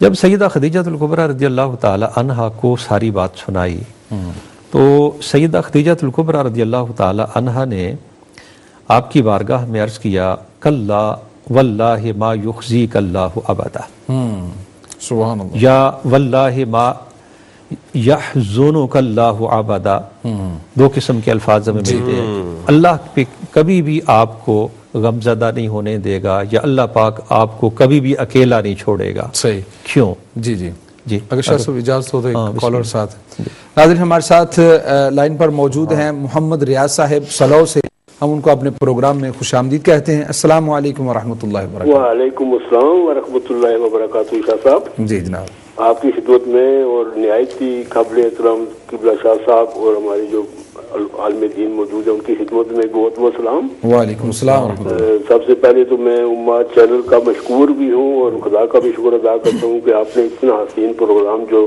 سرکار کے یارگار کے بارے میں سجایا ہے، جی جی، اور حقیقت ہے کہ یہ امت چینل ہی ہماری امیدوں کا مرکز ہے، الحمدللہ۔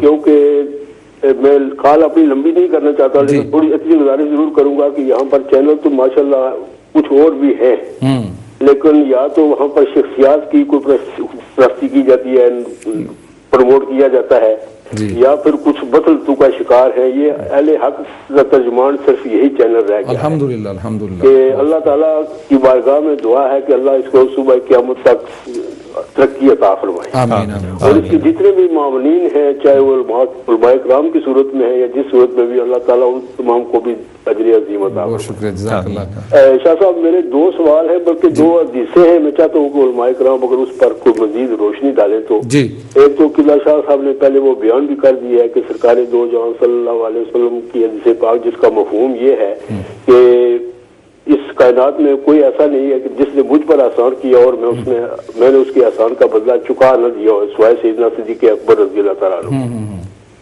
تو رب کے خزانوں کے مالک اللہ کے محبوب کا یہ فرمانا کہ میں چاہتا ہوں کہ شاہ صاحب اپنے دوسرے عالم دین بھی اس پر روشنی ڈالیں کہ کیا اس سے امت کو یہ سبق دینا مقصود تھا کہ اگر میں رب کے خزانوں کا مالک ہو کر ان کے احسان کو نہیں چکا رہا تو میری امت کبھی تصور بھی نہ کرے کہ ان کے احسان سے نکل سکتی ہے۔ کیا بات۔ اور دوسری جو چیز ہے سرکار دو جہاں صلی اللہ علیہ وسلم کی دوسری ہے جسے پاک جس کا مفہوم یہ ہے کہ اگر ساری انبیاء کے بعد جتنے لوگ ہیں ان کے ایمان کو ایک طرف رکھا جائے اور دوسری طرف سیدنا صدیق اکبر کے ایمان کو رکھا جائے تو ان کا پلڑا بھاری ہوگا، تو اس پر بھی کچھ مزید وضاحت کرے کہ یہ بعض انبیاء افضل بشر ہونے کی ان کی دلیل ہے یا جی بہتر جناب، جزاکم اللہ فی ظاہر اللہ۔ بہت شکریہ ریاض صاحب۔ اور ناظرین ہماری جو لائیو کالز کے لیے بھی لائنیں بھی کھول دی گئی ہیں، تو جو حضرات اپنے سوالات پیش کرنا چاہیں علماء کرام موجود ہیں۔ تو چونکہ آج جو ذکر ہو رہا ہے جناب حضرت سیدنا ابوبکر صدیق رضی اللہ تعالیٰ عنہ کا ہو رہا ہے، تو اس حوالے سے بھی کوئی سوال ہوں تو ضرور پوچھا جائے۔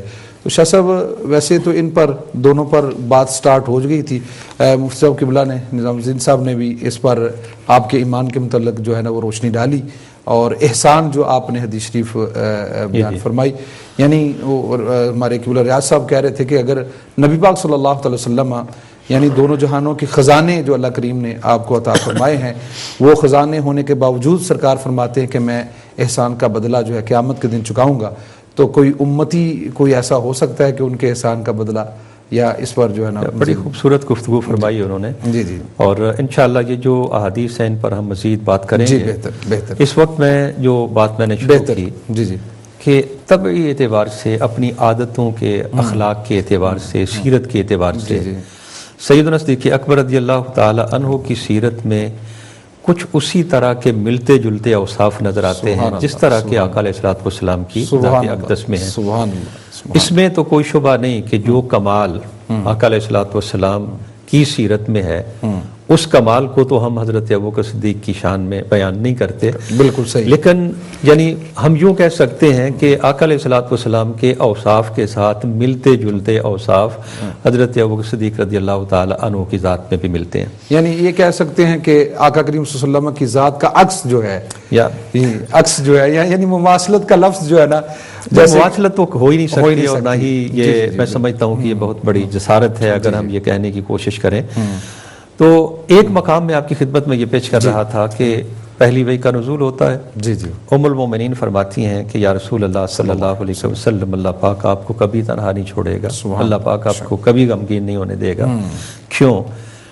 اس لیے فرمایا انک لا تصل الرحم وتحمل الکل وتکسب المعدوم وتقری الضیف وتعین علی نوائب الحق۔ واہ واہ سبحان اللہ۔ ام المومنین نے نبی کریم صلی اللہ علیہ وسلم کے کچھ اوصاف گنوائے۔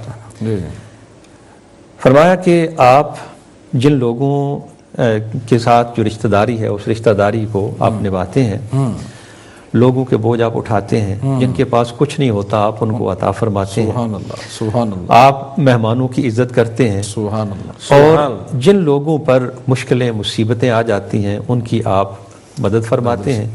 میں یہ عربی کے الفاظ ایک بار پھر پڑھنا جی چاہتا ہوں۔ بہتر الفاظ ہیں انک لتصل الرحم وتحمل الکل وتکسب المعدوم وتقری الضیف وتعین علی نوائب الحق۔ اب آئیے سیدنا صدیق اکبر رضی اللہ تعالی عنہ کی طرف۔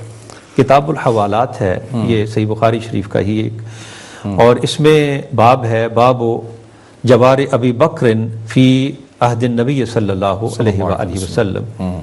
اس میں یہ واقعہ ہے، سیدنا صدیق اکبر رضی اللہ تعالی عنہ نے، جب آپ جانتے ہیں کہ مکہ مکرمہ میں حالت مسلمانوں کی اتنی یعنی سختیاں تھیں مسلمانوں پر کہ مکہ مکرمہ میں رہنا مسلمانوں کے لیے مشکل ہو گیا، اور 6 ہجری میں آقا علیہ الصلوۃ والسلام نے اہل ایمان کو اجازت دی کہ تم حبشہ کی طرف چلے جاؤ، وہاں کا بادشاہ جو ہے وہ بڑا انصاف پسند بادشاہ تھا۔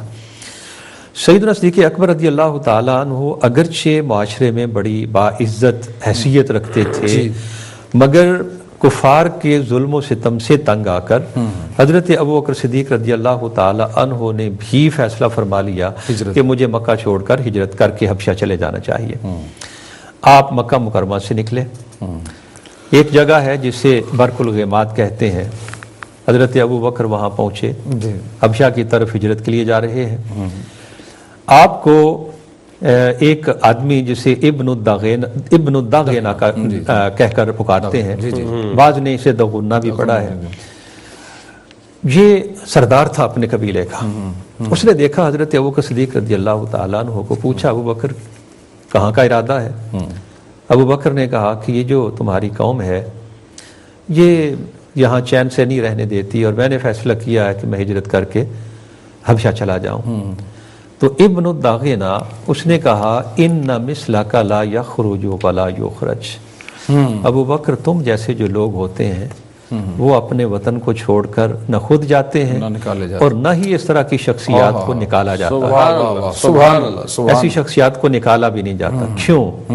اب اگلے الفاظ سنیے، فَإِنَّكَ تَكْسِبُ الْمَعْدُومِ، یہ وہی الفاظ ہیں جو سیدہ پاک نے نبی کریم صلی اللہ علیہ وسلم کے بارے میں، اِنَّكَ تَكْسِبُ الْمَعْدُومِ وَتَصِلُ الرَّحِمِ وَتَحْمِلُ الْكَلْبَ وَتَقْرِي الضَّيْفَ وَتُعِينُ عَلَى نَوَائِبِ الْحَقِّ۔ سبحان اللہ سبحان اللہ۔ اس نے کہا کہ ابوبکر تم وہ شخصیت ہو کہ جن لوگوں کے پاس کچھ نہیں ہوتا تم انہیں عطا کرتے ہو، صلہ رحمی کرتے ہو، لوگوں کے بوجھ اٹھاتے ہو، مہمانوں کی عزت کرتے ہو، اور جن لوگوں پر مصیبتیں آ جاتی ہیں تم ان کی مدد کرتے ہو۔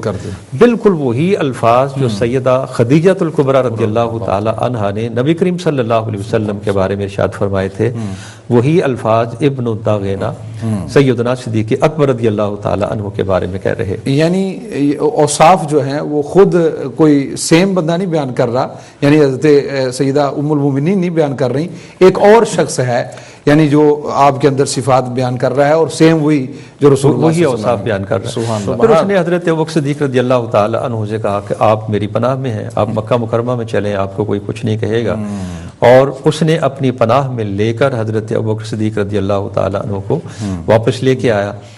تو ٹھیک ہے جی ناظرین، ہمارے ساتھ لائن پر ڈاکٹر ڈبلیو خان صاحب موجود ہیں ایلزبری سے، ہم ان کو اپنے پروگرام میں خوش آمدید کہتے ہیں۔ السلام علیکم ورحمۃ اللہ وبرکاتہ۔ وعلیکم السلام ورحمۃ اللہ وبرکاتہ۔ مولانا سعید دستگیر غلام گیلانی شاہ صاحب، سب سے پہلے آپ پروفیسر ریاض صاحب اور مولانا نظام الدین مصباحی صاحبان کو بہت متمانہ سلام۔ وعلیکم السلام۔ بہت اچھا خوبصورت اعلیٰ علمی شاندار ماشاءاللہ پروگرام چل رہا ہے، اور ایسے کرنا چاہیے مقدس اصحاب رضوان اللہ اجمعین پر، کیونکہ کوئی بھی ولی किसी असहाब के मकाम तक कभी नहीं पहुंच सकता। और आप बहुत अच्छे काम करते हैं, क्योंकि आप कभी कभी सीरीज करते 3-4 दिन किसी बड़े वली पर, लेकिन आपको उसके निस्बत और भी प्रोग्राम करना चाहिए असहाब पर। जी इंशाल्लाह। खलीफा अव्वल के मुताबिक 4-3 तहकीकी सवालात आपके इजाजत है। पहला, क्या हिकमत वजूहात असबाब हो सकते कि अबू बकर रज़ियल्लाहु अन्हु को अपने नाम अब्दुल्ला बिन अबी कुहाफा से क्यों इब्तिदाई सदियों से इतना मशहूर नहीं, जबकि बाकी असहाब और खुलफा राशिदीन रज़ियल्लाहु अन्हुम अजमाइन के भी अलकाबात कुनियात है, लेकिन अक्सर अपने नाम से पुकारते, मसलन उमर बिन खत्ताब, उस्मान इब्न अफ़ान, अली बिन तालिब रज़ियल्लाहु अन्हुम। क्यों आपको गालिबन हर वक्त अबू बकर के कुनिया, जिसका मतलब बकर के अबू, से अक्सर जिक्र किया जाता है, और अब्दुल्ला जो भी एक खूबसूरत नाम है अल्लाह सुब्हान के आबिद। आपके सीरत किसने सबसे पहले लिखा था? दूसरा सवाल खसूसन प्रोफेसर साहब के लिए कि 7-8 पुश्त पहले आप रज़ियल्लाहु अन्हु का आबा व अजदाद नसब नबी पाक अलैहि से मुरा बिन काब वगैरह से मिलता, तो फिर आपके वालिदैन खसूसन वालिद कुहाफा कैसे सख्त मुशरिक खिलाफ इस्लाम बना? यानी क्या इस्लाम से पहले जो लोग हनीफ थे और जो मुशरिकीन थे एक ही खानदान में एक दूसरे से इतना सख्त इख्तिलाफ लड़ाई नहीं करते? एक ही खानदान में कोई हनीफ हो सकता और कोई किसी दूसरे बूत माबूद मानता। Was there more religious freedom prior in the days of ignorance, दौर जाहिलियत में, या क्या उसी वक्त भी हनीफों से मुशरिकीन काबा वगैरह में भी जुल्म व सितम करता? तीसरा सवाल, जब आप रज़ियल्लाहु अन्हु के वालिदैन और दीगर करीबी रिश्तेदार मुशरिकीन थे, तो आप बचपन में कैसे हनीफ बना? और क्या वालिदैन ने आपसे बचपन या जवानी में सख्ती किए थे? उस माहौल को ना कबूल करने के लिए क्या आप पर बचपन या जवानी में कोई इल्हाम आया था? कब नबी पाक अलैहि से पहले मिला था, मुलाकात हुआ था? फतह मक्का के बाद क्या कभी भी आप हजरत अली से किसी हजवा, सरिया या जंग में इकट्ठे कुफार के खिलाफ जंग किया था, या कभी किसी मिशन पर अली से इकट्ठा किया था? Did he ever fight together alongside with Ali or go on any missions with him? आखिर सबसे जरूरी सवाल मौलाना साहब, जी जंग यमामा के बाद जब कुरान मजीद फुरकान हमीद को जमा किया गया या जमा करने का हुक्म दिया गया, तो उसी वक्त अहादीस को क्यों जमा भी नहीं किया? क्योंकि अहादीस में तो और भी इख्तिलाफ हो सकते थे ना। तो झूठे अनबिया मुसलमा बिन कज़ाब के खिलाफ और उम्मत के मुफाद के लिए अहादीस को उसी वक्त फितनों से बचाने के लिए क्यों जमा नहीं किया गया? इस पर इन भी रोशनी फरमाइए। बहुत मेहरबानी, शुक्रिया, जज़ाकल्लाह। बहुत शुक्रिया डॉक्टर डब्ल्यू खान साहब। जनाब नाज़रीन, हमारे डॉक्टर डब्ल्यू खान साहब इंतहाई प्यारे अंदाज में अपने सवालात पूछते हैं, और आपके एक एक सवाल में कई सवालात होते हैं, तो इंशाल्लाह उनके जवाब ज़रूर दिए जाएंगे। तो मैं चाहता ये हूँ कि शाह साहब अपनी आप गुफ्तगू जो है नहीं, बस वो मैंने एक तभी मुनासिबत जो है वो आपने अर्ज कर दी कि बचपन से ही, यानी जो सीरत की खूबियाँ होती हैं, जी ये कुदरत की तरफ से कुछ वदीयत शुदा चीज़ें होती हैं, जी और सुभान फितरत इंसान की कभी नहीं बदलती। क्या बात। नबी करीम सल्लल्लाहु अलैहि वसल्लम ने एक हदीस मुबारका में ये भी इरशाद फरमाया कि अगर कोई आदमी कहे कि पहाड़, मिशकात शरीफ में एक हदीस में पढ़ रहा था कि अगर कोई आदमी कहे कि पहाड़ अपनी जगह से हिल गया है तो मान लो, लेकिन अगर ये कहे कि फलां की फितरत बदल गई है तो ये मानने वाली बात नहीं है। यहाँ फिर एक सवाल पैदा होता है, ये जो सूफिया कहते हैं कि वो रियाजत नफ्स का लफ्ज़ इस्तेमाल करते हैं, फिर उससे मुराद क्या है? तो उसके जवाब में शारहीन इरशाद फरमाते हैं कि फितरत नहीं बदलती, बस जो औसाफ इंसान की फितरत में होते हैं उनका रुख बदला जाता है। मसलन अगर एक आदमी का गुस्सा ना हक हुआ करता था तो उसका रुख बदल के उसको हक की तरफ मोड़ दिया जाता है। तो एक आदमी के अंदर चीज़ें हासिल करने की ख्वाहिश होती है, पहले वो दुनिया की चीज़ें हासिल करने की ख्वाहिश थी, अब उसका रुख मोड़ के दीन की तरफ कर दिया जाता है। ये रियाजत नफ्स है। तो फितरी औसाफ के एतबार से सैयदना सिद्दीक़ अकबर रज़ियल्लाहु ताला अन्हु की जो एक मुनासबत है नबी करीम सल्लल्लाहु अलैहि वसल्लम के साथ, वो मैं आपकी खिदमत में पेश कर रहा था। जी। और जहाँ तक डब्ल्यू खान साहब के सवालात का ताल्लुक है, मैं समझता हूँ कि ये इतने कीमती सवालात हैं कि इन पर हमें بات کرنی چاہیے. جی. تو ایک ایک کر کے اگر آپ یہ سوالات لیں اور ان پر ہم جی جی تفصیل سے تھوڑی سی بات کر سکیں تو میں سمجھتا ہوں کہ یہ بہت اچھی بات رہے. جی بالکل. ناظرین ہمارے ساتھ لائن پر موجود ہیں برمنگھم سے مسز ناصر صاحبہ. ہم ان کو اپنے پروگرام میں خوش آمدید کہتے ہیں. السلام علیکم ورحمۃ اللہ وبرکاتہ. وعلیکم السلام ورحمۃ اللہ وبرکاتہ. شاہ صاحب آپ کی خدمت میں اور دونوں علماء کرام کی خدمت میں السلام علیکم ورحمۃ اللہ وبرکاتہ. وعلیکم السلام ورحمۃ اللہ. بہت پیاری علمی محفل آپ کے لوگوں نے سجائی ہے. میں نے سوچا میں بھی شب جمعہ بھی ہے اور حضرت ابوبکر صدیق رضی اللہ تعالیٰ عنہ کی بارگاہ میں حاضری لگوا لوں.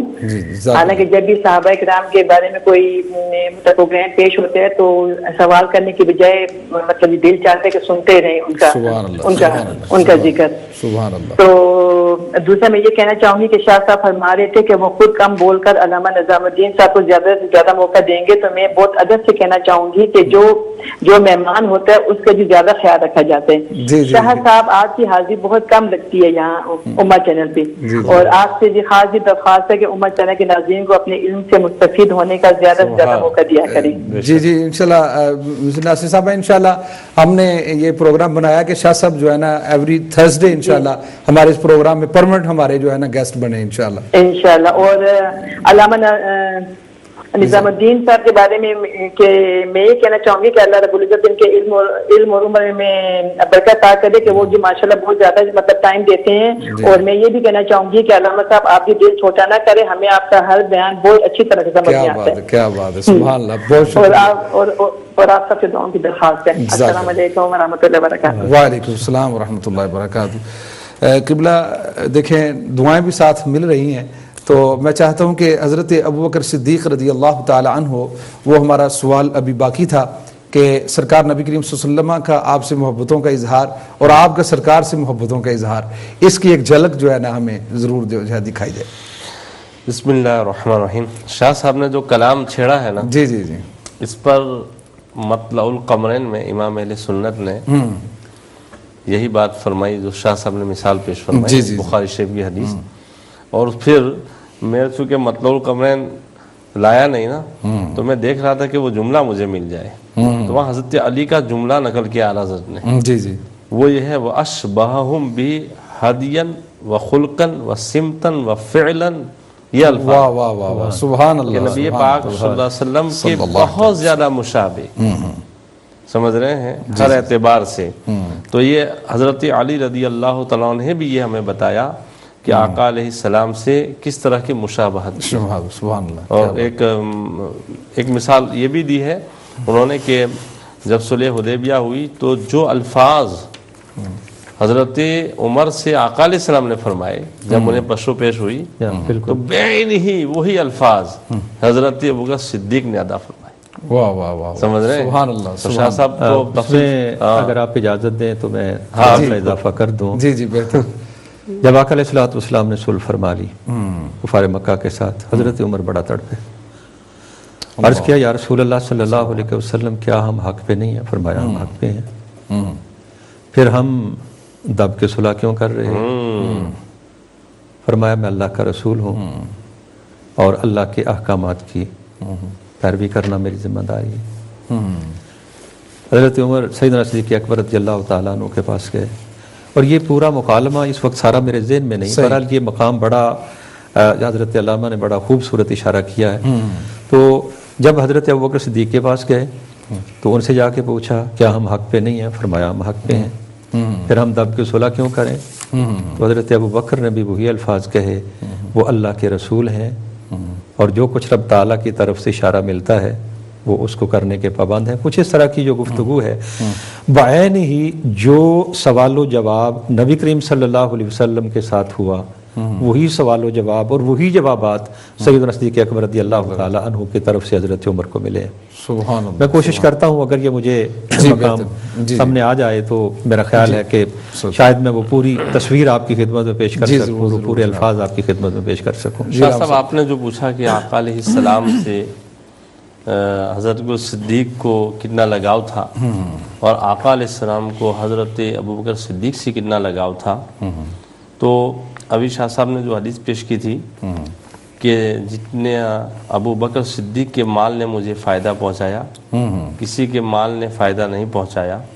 تو مسند احمد ابن حنبل میں آگے ہے کہ پھر حضرت ابو بکر صدیق رضی اللہ تعالیٰ عنہ حاضر خدمت ہوئے. جب انہیں معلوم ہوا کہ ابو صدیق رضی اللہ عنہ کے بارے میں ایسا کہا گیا ہے تو انہوں نے کہا کہ یا رسول اللہ صلی اللہ علیہ وسلم یہ مال کیا ہے؟ یہ میرے آقا محبوب و محب میں میرا اور تیرا کیسا؟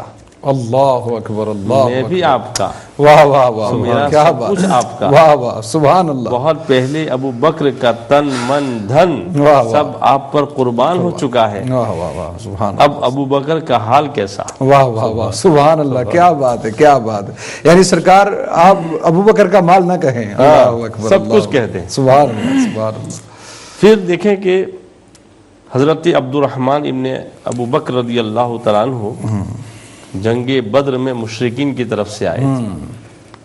تو انہوں نے اسلام لانے کے بعد یہ کہا کہ والد بزرگوار آپ میدان بدر میں ایک بار میری تلوار کی زد میں آ گئے تھے، اگر میں چاہتا تو بڑی آسانی کے ساتھ آپ کے سر کو قلم کر دیتا، لیکن رشتے ابوت جو ہے، رشتے ابوت نے میری کلائی کو تھام لیا، اللہ اکبر اللہ، اور میں نے آپ کی طرف سے صرف نظر کر لیا. اب حضرت ابو بکر صدیق کا عشق رسول دیکھیے، حضور سے لگاؤ اور محبت دیکھیے کہ جواب کیا دیا. صدیق اکبر کے جذب عشق نے انگرائی لی، محبت رسول نے تیور بدلا، اور عشق رسول میں ڈوبی ہوئی ایک پرجلال آواز ابھری اور فرمایا وہ تمہارا کفر تھا اللہ اکبر، جس نے تمہیں پدری رشتہ کی یاد دلائی اور تمہارے جذبہ مبارزت پر خونی رشتہ غالب ہو گیا. واللہ اگر میرے ساتھ یہی معاملہ پیش آتا اور تم میری تلوار کی زد میں آ جاتے تو محبت رسول غالب آتی اور تلوار اپنا کام کر جاتی، چشم فلک بھی دیکھ لیتی کہ رسول کی خاطر ایک شفیق باپ نے اپنے چہیتے بیٹے کی گردن اڑا دی. اللہ اکبر اللہ اکبر. اب اس سے بڑی مثال اور کیا پیش کی جاتی ہے؟ کیا بات، کیا بات. ناظرین ہمارے ساتھ جو ہے کال پر موجود ہیں، لائن پر موجود ہیں حاجی خلیل صاحب نوٹنگھم سے. ہم ان کو اپنے پروگرام میں خوش آمدید کہتے ہیں. السلام علیکم ورحمۃ اللہ. وعلیکم السلام ورحمۃ اللہ وبرکاتہ. شاہ جی، جی جناب. آپ کے دو مہمانوں کو، ایک تو ساتھ بیٹھے ہوئے ہیں سید زادے ہیں، جی جی، میری طرف بہت بہت مہربانہ سلام. وعلیکم السلام ورحمۃ اللہ وبرکاتہ. پچھلے جو کالر نے وہ سوال پوچھے تھے، شاہ صاحب نے خوب فرمایا کہ ایسے جو سوال ہوتے ہیں، لیکن میری سمجھ میں ڈبلیو خان صاحب کی یہ بات نہیں آتی کہ وہ اصحابی رسول کے بارے میں بات پوچھتے ہیں کہ وہ پہلے کیا تھے. جب وہ اصحابی رسول ہیں تو پہلی والی زندگی کا تو کوئی تعلق ہی نہیں رہتا. ہمیں تو چاہیے کہ جب سرکار کے صحابی کا نام آئے تو ہم اپنے آنکھوں سے اور زبانوں پر ادب کے ساتھ کچھ اور جملہ نکالے ہی نہ. جی جی. دوسرا شاہ صاحب انہوں نے وہ جنگ کا والا آپ سے پوچھا ہے کہ حضرت علی ان باتوں سے کیا لینا دینا، وہ گٹھے ہوئے تھے. حاجی صاحب میں سمجھتا ہوں کہ آپ کا وہ جو انہوں نے سوال پوچھا نا کہ آپ بچپن میں، تو وہ چاہتے یہ ہیں کہ چونکہ آپ کی بچپن کی بھی جو زندگی ہے بڑی شان والی زندگی ہے، بے شک بالکل، وہ یہ سننا چاہتے ہیں کہ وہ آپ کی شان بچپن میں کیسی نرالی تھی.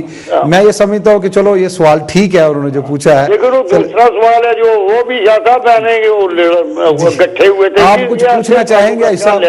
آپ کچھ پوچھنا، آپ کا کوئی سوال ہے؟ نہیں کوئی، میں سوال کرنے کی کیا ضرورت کر سکوں. بہت شکریہ، بہت شکریہ. جی تو ناظرین ہمارے اس پروگرام جس میں یہ بہت سارے سوالات بھی موجود ہیں اور سوالات کے اوپر بھی سوالات موجود ہیں، لیکن چونکہ ہمارے پاس ٹائم بہت کم ہوتا ہے ناظرین، ہمارے اس پروگرام میں family and companions of prophet Muhammad صلی اللہ علیہ وسلم پروگرام میں ایک بریک کا وقت ہوا چاہتا ہے. ملتے ہیں ایک بریک کے بعد، دیکھتے رہیے امہ چینل. بسم اللہ الرحمن الرحیم. السلام علیکم ورحمۃ اللہ وبرکاتہ. ناظرین بریک سے واپسی پر آپ تمام کو خوش آمدید کہتا ہوں.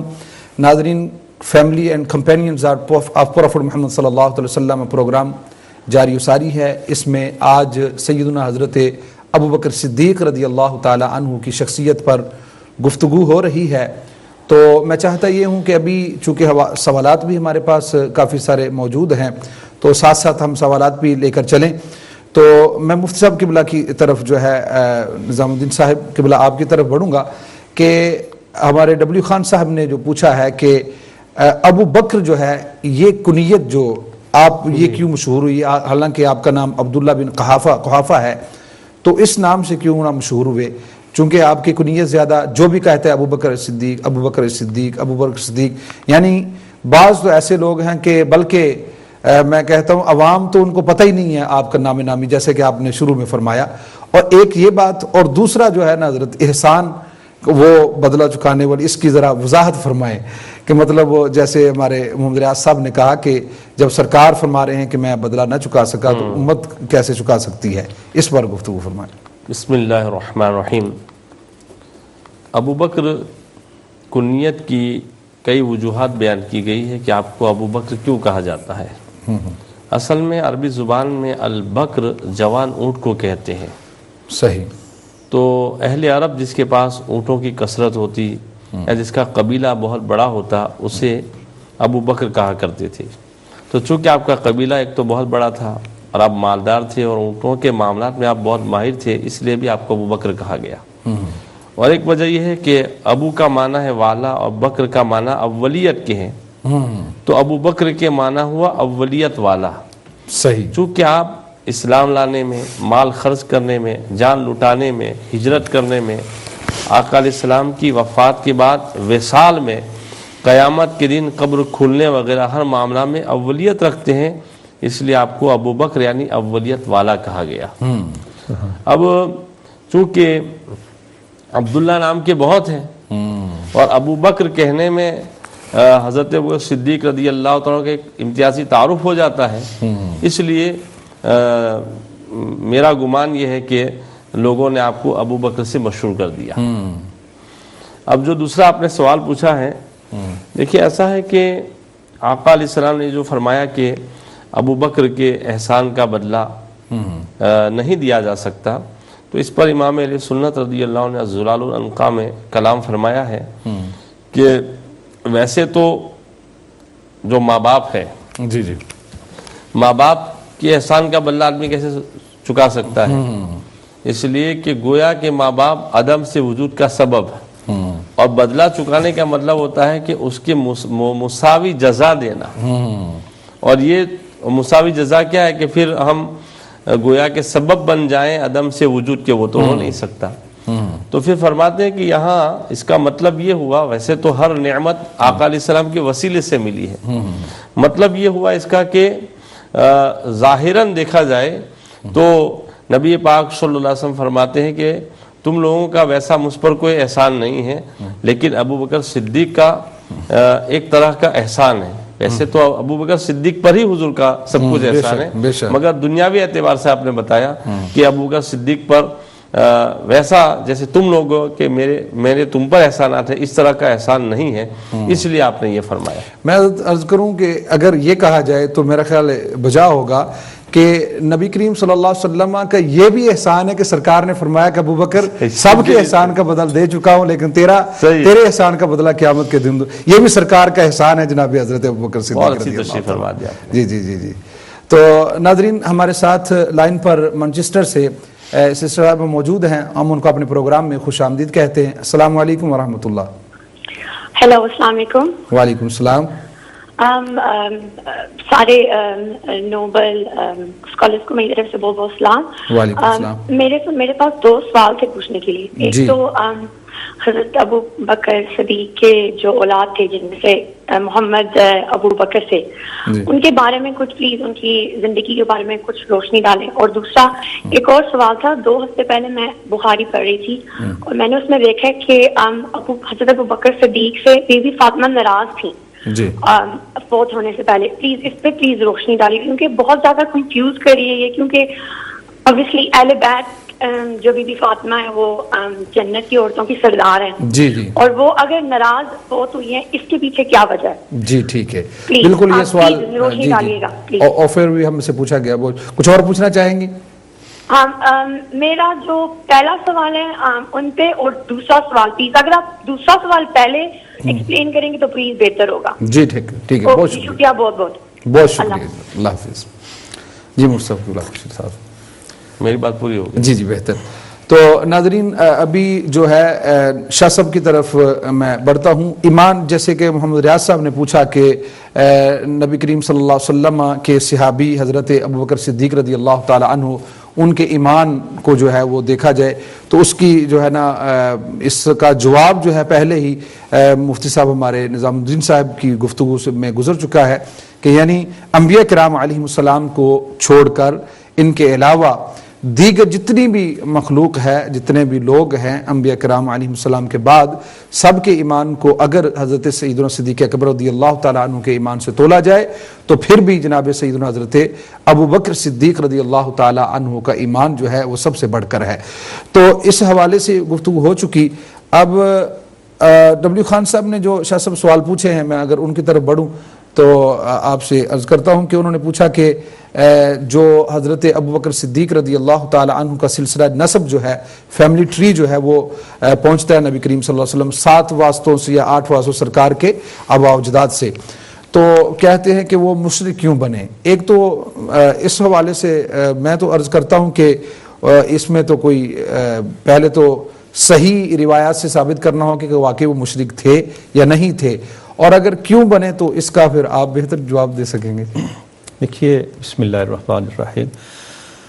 سیدنا عیسیٰ علیہ السلام اس دنیا سے تشریف لے گئے اور تقریباً 571 سال گزرنے کے بعد ہمارے آقا صلی اللہ علیہ وسلم کی ولادت ہوتی ہے. جی جی. اس عرصے کے دوران دین عیسوی میں بہت ساری تحریفات اور تبدیلیاں ہو گئیں، اور عرب کے علاقے میں بت پرستی کا جو رواج شروع ہوا، مجھے یاد پڑتا ہے کہ عامر بن لوحی یا اس طرح کا کوئی نام آتا ہے جس نے کسی جگہ بت پرستی دیکھی اور وہ ایک بت اٹھا کے لے آیا، اور عرب میں بت پرستی کا ایک رواج جو ہے وہ شروع ہو گیا. تو اس دور میں چونکہ اکثریت لوگوں کی وہ بت پرستی کرنے والی تھی، جی جی، اور اس میں ایک دوسرے کو دیکھ کر جب بت پرستی کا ایک رواج چلتا ہے تو اس میں بہت سارے لوگ جو ہیں وہ بت پرستی میں شریک ہو جاتے ہیں. تو اس سلسلہ میں میں سمجھتا ہوں کہ یہ کوئی ایسی بات نہیں کہ جس پر کوئی ہم بڑی بحث کر سکیں. بہتر کہ جب سلسلہ بت پرستی کا شروع ہوا اور عرب کے اس علاقے میں، تو دوسرے لوگوں کے دیکھا دیکھی لوگوں نے وہ بتوں کی پوجا کرنا شروع کر لی. جی جی. اب اس میں جتنے بھی اس دور میں لوگ تھے، ایک بات ضرور ذہن میں رہے کہ اس دور فترت میں جی جی کچھ لوگ ایسے تھے. جی جی. شاہ صاحب میں وہی سوال کرنے والا تھا، اگلا جو سوال تھا ڈبلیو خان صاحب کا، کہ بچپن سے ہی آپ حنیف آپ کی طبیعت تھی، بالکل الگ تھلگ ہو کر، تو کیا اس وقت ایسے لوگ تھے جس طرح حضرت ابوبکر صدیق رضی اللہ؟ بالکل، حضرت ابوبکر صدیق رضی اللہ تعالی عنہ ہی نہیں بلکہ ہمیں اور بھی کچھ نام ایسے ملتے ہیں. جی جی جی. اور بھی کچھ نام ایسے ملتے ہیں کہ جو بت پرستی کے اس بت پرستانہ ماحول میں ان کے دلوں میں یہ بات تھی کہ یہ بت پرستی غلط ہے اور ہمیں یہ بت پرستی نہیں کرنی چاہیے، لیکن توحید کی اثر روشنی کیا ہے وہ ان لوگوں کے پاس نہیں تھی. وہ ہمارے آقا مولا صلی اللہ علیہ وسلم اس دنیا میں لے کے آئے. تو کچھ نام ہم گن سکتے ہیں، اس وقت وہ نام سارے میرے ذہن میں نہیں ہیں. میں چونکہ آج کل حدیث کے اسباق پڑھا رہا ہوں تو انہی میں نے ایک روایت پڑھی نبی کریم صلی اللہ علیہ وسلم کے ایک صحابی کے حوالے سے. جی جی. وہ یمامہ سے ان کا تعلق تھا، اس وقت نام میرے ذہن میں نہیں آ رہا. جی. وہ مکہ مکرمہ میں گئے تھے اور اس وقت ان کی کیفیت یہ تھی کہ وہ بھی ان لوگوں میں سے تھے جن کا رجحان بت پرستی سے مکمل طور پر ہٹا ہوا تھا. بہرحال ہم کئی نام گنوا سکتے ہیں کہ جو لوگ بت پرستانہ ماحول میں بھی ان لوگوں کا بت پرستی کے ساتھ کوئی لگاؤ نہیں تھا، لیکن یہ بات الگ کہ توحید کی اثر روشنی کیا ہے یہ ان لوگوں کے پاس نہیں تھی. فطری طور پر اللہ جل جلالہ بعض لوگوں کے دلوں میں کچھ باتیں پیدا فرما دیتا ہے اور اس میں کوئی کسی قسم کا عبادت نہیں ہے. اور سیدنا صدیق اکبر رضی اللہ تعالیٰ عنہ کی فطرت میں ہی اگر اللہ جل جلالہ نے یہ بات رکھ دی ہے کہ بت پرستی سے فطری طور پر وہ نفرت کرتے ہیں، تو اس میں کوئی ایسی بات نہیں کہ جس کو ناممکن کہا جا سکے یا جس پر کوئی حیرت کی نگاہ سے دیکھنے کی کوشش کی جائے. جی جی جی بالکل بالکل. آج کل بھی شاہ صاحب ایسا مطلب ہمارے گھروں میں بھی دیکھنے میں ہے، کچھ بچے ہیں وہ بالکل فطری طور پر وہ نیکی پسند کرتے ہیں اور نیکی کے راستے پہ چل پڑتے ہیں، ان کو ضرورت نہیں پڑتی ان کے ساتھ کچھ کہنے کی، لیکن عام دوسرے بچے ہیں وہ بالکل ان سے الگ ہیں. تو یعنی یہ فطرت جو ہے اللہ کریم نے جو بنائی ہے یہ ایک الگ معاملہ ہے. اور شاہ صاحب ایک سوال پوچھا گیا کہ حضرت علی پاک کرم اللہ تعالی وجہ الکریم کے ساتھ آپ نے کچھ غزوات جو ہے وہ آپ جنگیں لڑیں، کچھ غزوے جو تھے وہ آپ ساتھ گئے. جہاں تک تعلق ہے نبی کریم صلی اللہ علیہ وسلم کے زمانہ اقدس کا، جی جی، تو آقا علیہ الصلوۃ والسلام کے زمانہ اقدس میں کوئی غزوہ ایسا نہیں جس میں آقا علیہ الصلوۃ والسلام تشریف لے گئے ہوں اور سیدنا صدیق اکبر رضی اللہ تعالی عنہ نہ گئے ہوں. مولا پاک جو ہیں مولا کائنات سیدنا علی کرم اللہ وجہ الکریم، آپ ہر غزوہ میں نبی کریم صلی اللہ علیہ وسلم کے ساتھ نظر آتے ہیں، اور غزوہ تبوک کے موقع پر آقا علیہ الصلوۃ والسلام انہیں مدینہ منورہ میں چھوڑ کے تشریف لے جاتے ہیں. تو ان غزوات میں حضرت ابو بکر، حضرت عمر، سیدنا علی کرم اللہ وجہ الکریم، حضرت عثمان، یہ سبھی لوگ نبی کریم صلی اللہ علیہ وسلم کے ساتھ شامل رہے. صحیح. اب اس کے بعد دور آتا ہے حضرت ابو بکر صدیق رضی اللہ تعالی عنہ کا. تو حضرت ابو بکر صدیق رضی اللہ تعالی عنہ کے دور میں سیدنا علی کرم اللہ وجہ الکریم کی جو پارٹیسپیشن ہے سارے کی ساری ایکٹیویٹیز میں، وہ بڑی واضح اور بڑی ظاہر ہے. تو نبی کریم صلی اللہ علیہ وسلم کے دور میں دونوں شخصیات غزوات میں شریک ہوتی رہی. صحیح صحیح، بالکل صحیح. اور شاہ صاحب ایک سوال پوچھا گیا کہ یمامہ، جنگ یمامہ کے بعد قرآن مجید فرقان حمید کو جو ہے نا جمع کرنے کا جو معاملہ کیا گیا، تو حدیث شریف کو کیوں نہیں جمع کیا گیا؟ یہ ایک سوال. یہ جو مسئلہ ہے، نبی کریم صلی اللہ علیہ وسلم نے شروع میں حدیث لکھنے سے منع فرمایا. صحیح. اس وقت اگر آپ عرب لوگوں کے حافظہ کے بارے میں کچھ پڑھ لیں جی جی تو مسئلہ بڑا واضح ہو جاتا ہے. صحیح. اتنا زبردست حافظہ تھا، ان کی میموری اتنی سٹرونگ تھی کہ اگر ایک آدمی 1 گھنٹہ 2 گھنٹے مسلسل تقریر کرتا ہے تو جب وہ تقریر ختم کرتا ہے تو سننے والا ایک ایک لفظ دہرا کر آپ کے سامنے بیان کر سکتا ہے. زیادہ تر انحصار ان لوگوں کا حافظے پر تھا. اور نبی کریم صلی اللہ علیہ وسلم نے شروع میں جو منع فرمایا اس کی وجہ یہ تھی کہ قرآن پاک کی آیات لکھی جا رہی ہیں، اور آیات کے ساتھ ساتھ اگر انہوں نے احادیث بھی لکھنا شروع کر لیں تو ایسا نہ ہو کہ آیات اور احادیث آپس میں مل جل جائیں. جب لوگوں کو قرآن مجید کی آیات مبارکہ کی صحیح سمجھ آ گئی تو پھر اس کے بعد آقا علیہ الصلوۃ والسلام نے اپنے کچھ صحابہ کو حدیث لکھنے کی اجازت دی ہے، اور ان میں ایک بہت بڑا نام ہے حضرت عبداللہ بن عامر بن العاص رضی اللہ تعالی عنہ کا. سبحان اللہ. حضرت ابو ہریرہ فرمایا کرتے تھے کہ مجھے نہیں پتا کہ مجھ سے زیادہ کسی اور کو حدیثیں یاد ہوں سوائے عبداللہ بن عامر بن العاص کے. اور اس کی وجہ یہ ہے کہ عبداللہ ہر حدیث لکھ لیتے تھے اور میں لکھتا نہیں تھا. اور انہی کے بارے میں سنن ابو داود میں یہ حدیث ہے کہ حضرت عبداللہ کو بعض لوگوں نے کہا بھئی تم ہر بات لکھ لیتے ہو، نبی کریم صلی اللہ علیہ وسلم بھی تو ایک انسان ہے، اور ایک بندہ بعض اوقات بڑا غصے میں ہوتا ہے اور بعض اوقات وہ بڑا خوش ہوتا ہے، تو کچھ ایسی بات بھی نکل سکتی ہے. تو حضرت عبداللہ نے بارگاہ رسالت میں عرض کی یا رسول اللہ صلی اللہ علیہ وسلم، آپ کی زبان پاک سے نکلا ہوا ایک جملہ لکھ لیتا ہوں اور کچھ لوگوں نے ایسی بات کہی ہے. تو آقا علیہ الصلوۃ والسلام نے اپنے منہ مبارک کی طرف اشارہ کرتے ہوئے ارشاد فرمایا اکتب فواللہ ما یخرج منہ الا حق. سبحان اللہ. لکھ لیا کر، اس زبان سے حق کے سوا کچھ نکل ہی نہیں سکتا. سبحان اللہ. اس دور میں بھی احادیث لکھی گئیں، لیکن احادیث لکھنے کو تدوین جو ہے تحریری طور پر یہ جو سلسلہ شروع ہوا یہ حضرت عمر بن عبدالعزیز کے دور میں آپ کی تحریک پر احادیث مبارکہ کو لکھنے کا سلسلہ شروع کیا گیا. تو اس دور میں اس کا مطلب یہ نہیں کہ احادیث کو محفوظ کرنے کی کوشش نہیں کی گئی، محفوظ کیا گیا اور لوگوں کی جو میموری ہے اس میں اور حفاظت حدیث کے حوالے سے جن چیزوں نے بنیادی کردار ادا کیا ہے ان میں سب سے پہلی چیز یہ ہے کہ صحابہ کرام رضوان اللہ علیہم اجمعین کے حافظے بڑے تیز تھے. جو بات آقا علیہ الصلوۃ والسلام کی زبان سے سن لیتے وہ انہیں یاد رہتی. دوسرے نمبر پر جو کچھ سن لیتے اس کو اپنے عمل میں لے آتے. سبحان اللہ. اور جب ایک حدیث پر پریکٹس شروع ہو جاتی تو پھر اس حدیث کے ضائع ہونے کا کوئی خطرہ باقی نہ رہتا.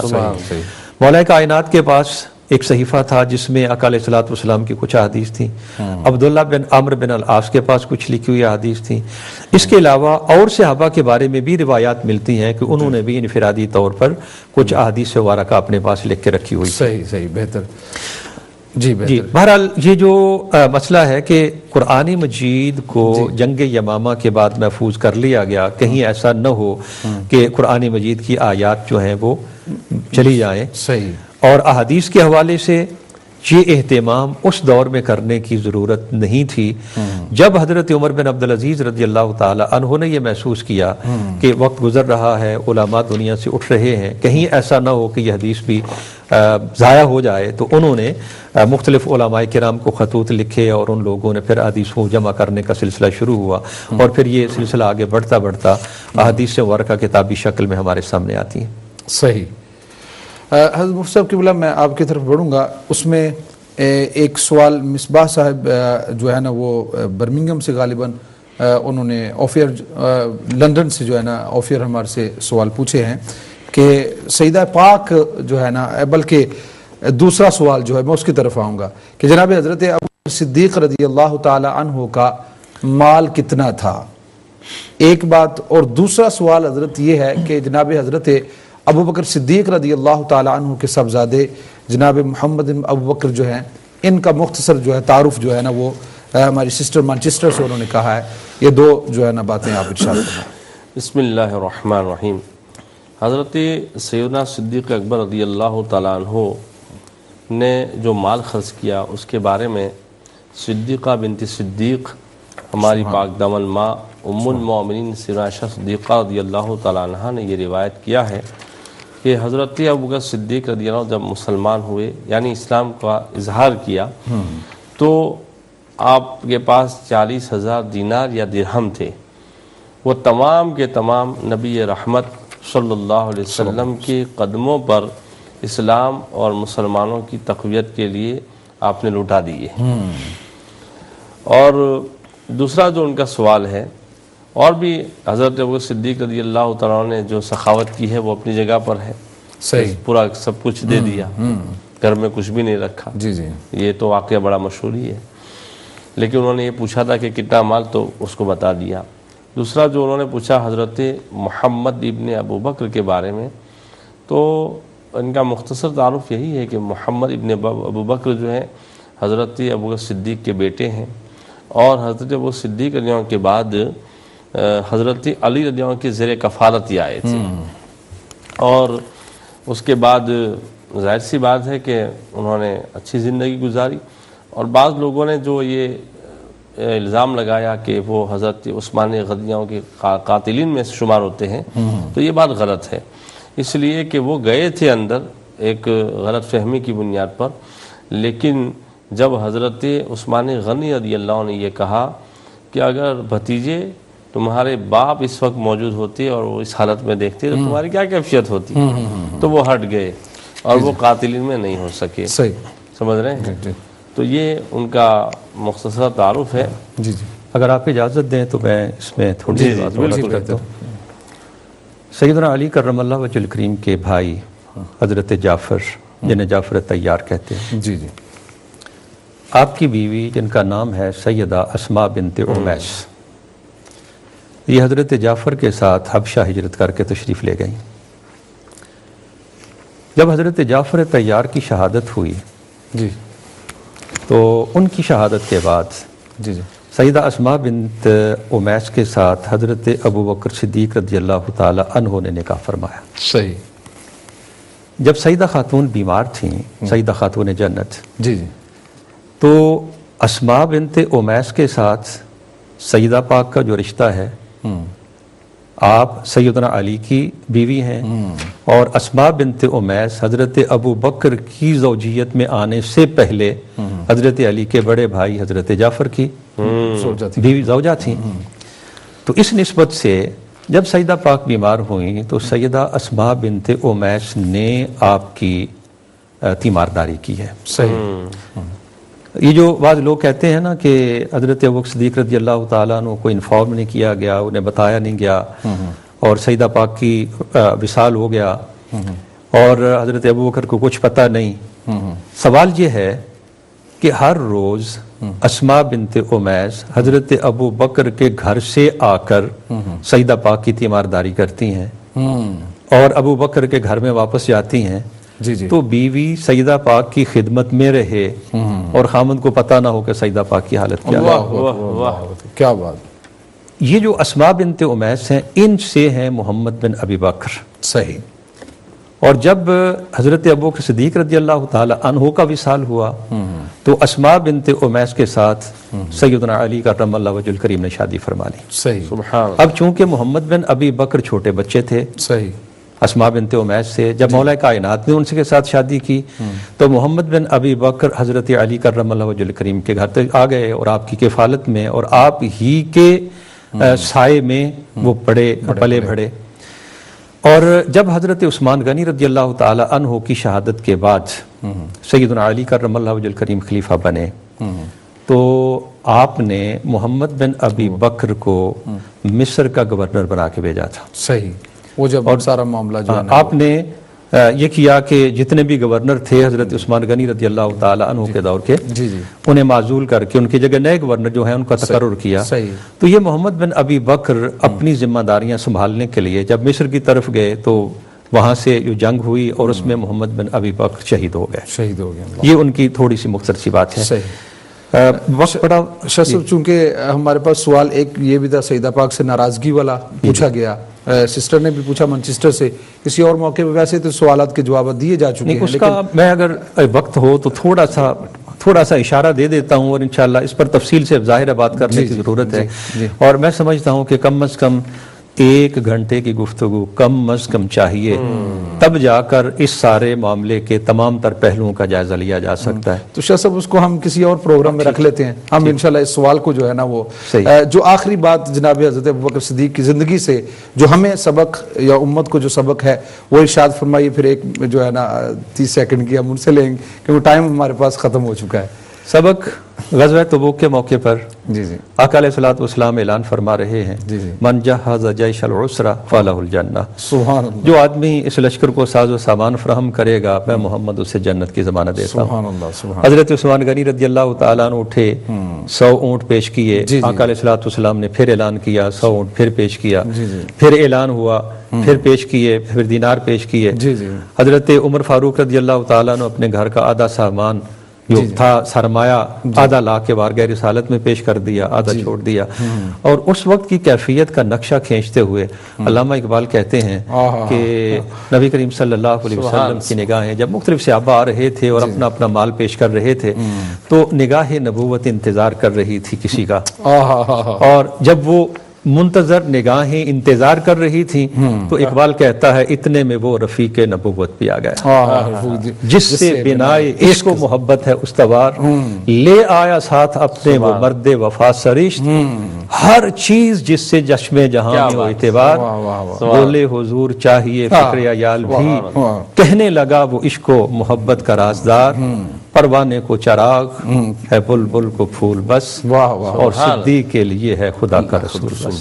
واہ واہ واہ، کیا بات شاہ صاحب، بہت یہی بڑا ایک پیغام ہے سیدنا صدیق اکبر رضی اللہ تعالیٰ عنہ کی زندگی کا۔ کوئی آخری بس چند سیکنڈ میں یہی عرض کرنا چاہتا ہوں کہ حضرت ابوبکر صدیق رضی اللہ تعالیٰ عنہ نے جس طریقے سے عشق رسول ہے، صداقت ہے، تقوی و طہارت ہے، زندگی گزاری ہے، ہمیں بھی چاہیے کہ ان کی زندگی کو اسوہ بناتے ہوئے اپنی زندگی کو سنوارنے کی کوشش کریں تو انشاءاللہ تعالی ہمیں جو ہے کامیابی مل جائے گی۔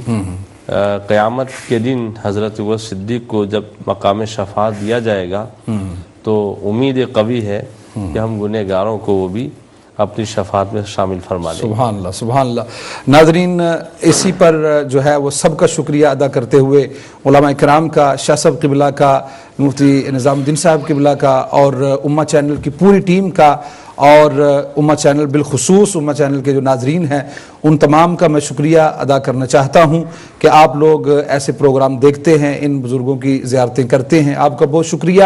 میں یہاں پہ بس آخری جو بات ہے وہ یہی کروں گا کہ جناب حضرت ابوبکر صدیق رضی اللہ تعالی عنہ سرکار کی قبر انور مرکز مبارک جہاں پہ ہے وہیں پہ صدیق اکبر رضی اللہ تعالی عنہ بھی سرکار کے ساتھ ساتھ آرام فرما ہے، اور قیامت کے دن سرکار جہاں سے اٹھیں گے وہیں سے صدیق اکبر رضی اللہ تعالی عنہ اٹھیں گے، اور جب سرکار نبی کریم صلی اللہ علیہ وسلم حوض کوثر کی طرف بڑھیں گے تو جو یہ 4 یار سرکار کے ساتھ جائیں گے تو سب سے پہلے صدیق اکبر رضی اللہ تعالی عنہ سرکار کے ساتھ جائیں گے۔ اور میں یہ کہتا ہوں کہ جو مقام و مرتبہ اللہ کریم نے حضرات صحابہ کرام اور پوری مخلوق جو انبیاء کرام علیہ السلام کے علاوہ انسان ہیں ان میں جو نائب رسول، جانشین رسول، خلیفہ اول بلا فصل کو عطا فرمایا، حقیقت یہ ہے کہ امت کے کسی فرد کو ایسا مرتبہ خالق کائنات جل وعلا نے ہمہ جہت جو ہے نہ عطا فرمایا جو ہے مقام و مرتبہ جناب حضرت ابو بکر صدیق رضی اللہ تعالی عنہ کو عطا فرمایا۔ اور آخری 2 شعر آخر میں یہ پروگرام اسی پر اختتام کروں گا کہ علی ہیں اس کے دشمن اور وہ دشمن علی کا ہے۔ جناب حضرت حسن رضا خان بریلوی رحمۃ اللہ تعالی علیہ ارشاد فرماتے ہیں کہ علی ہیں اس کے دشمن اور وہ دشمن علی کا ہے، جو دشمن عقل کا دشمن ہوا صدیق اکبر کا، لٹایا راہ حق میں گھر کئی بار اس محبت سے، لٹایا راہ حق میں گھر کئی بار اس محبت سے کہ لٹ لٹ کر حسن گھر بن گیا صدیق اکبر کا۔ ناظرین، اللہ کریم آپ تمام کا حامی و ناصر ہو۔ اللہ کریم ہمیں آقا کریم صلی اللہ علیہ وسلم کے ہر یار کا، اہل بیت اطہار کے ہر فرد کی ہمیں اللہ کریم کامل محبت نصیب فرمائے، اور انہی محبتوں میں استقامت کے ساتھ جینا، اور انہی محبتوں میں اللہ کریم اس دنیا سے ہمیں جانے کی توفیق نصیب فرمائے۔ وما علینا الا البلاغ۔ السلام علیکم ورحمۃ اللہ وبرکاتہ۔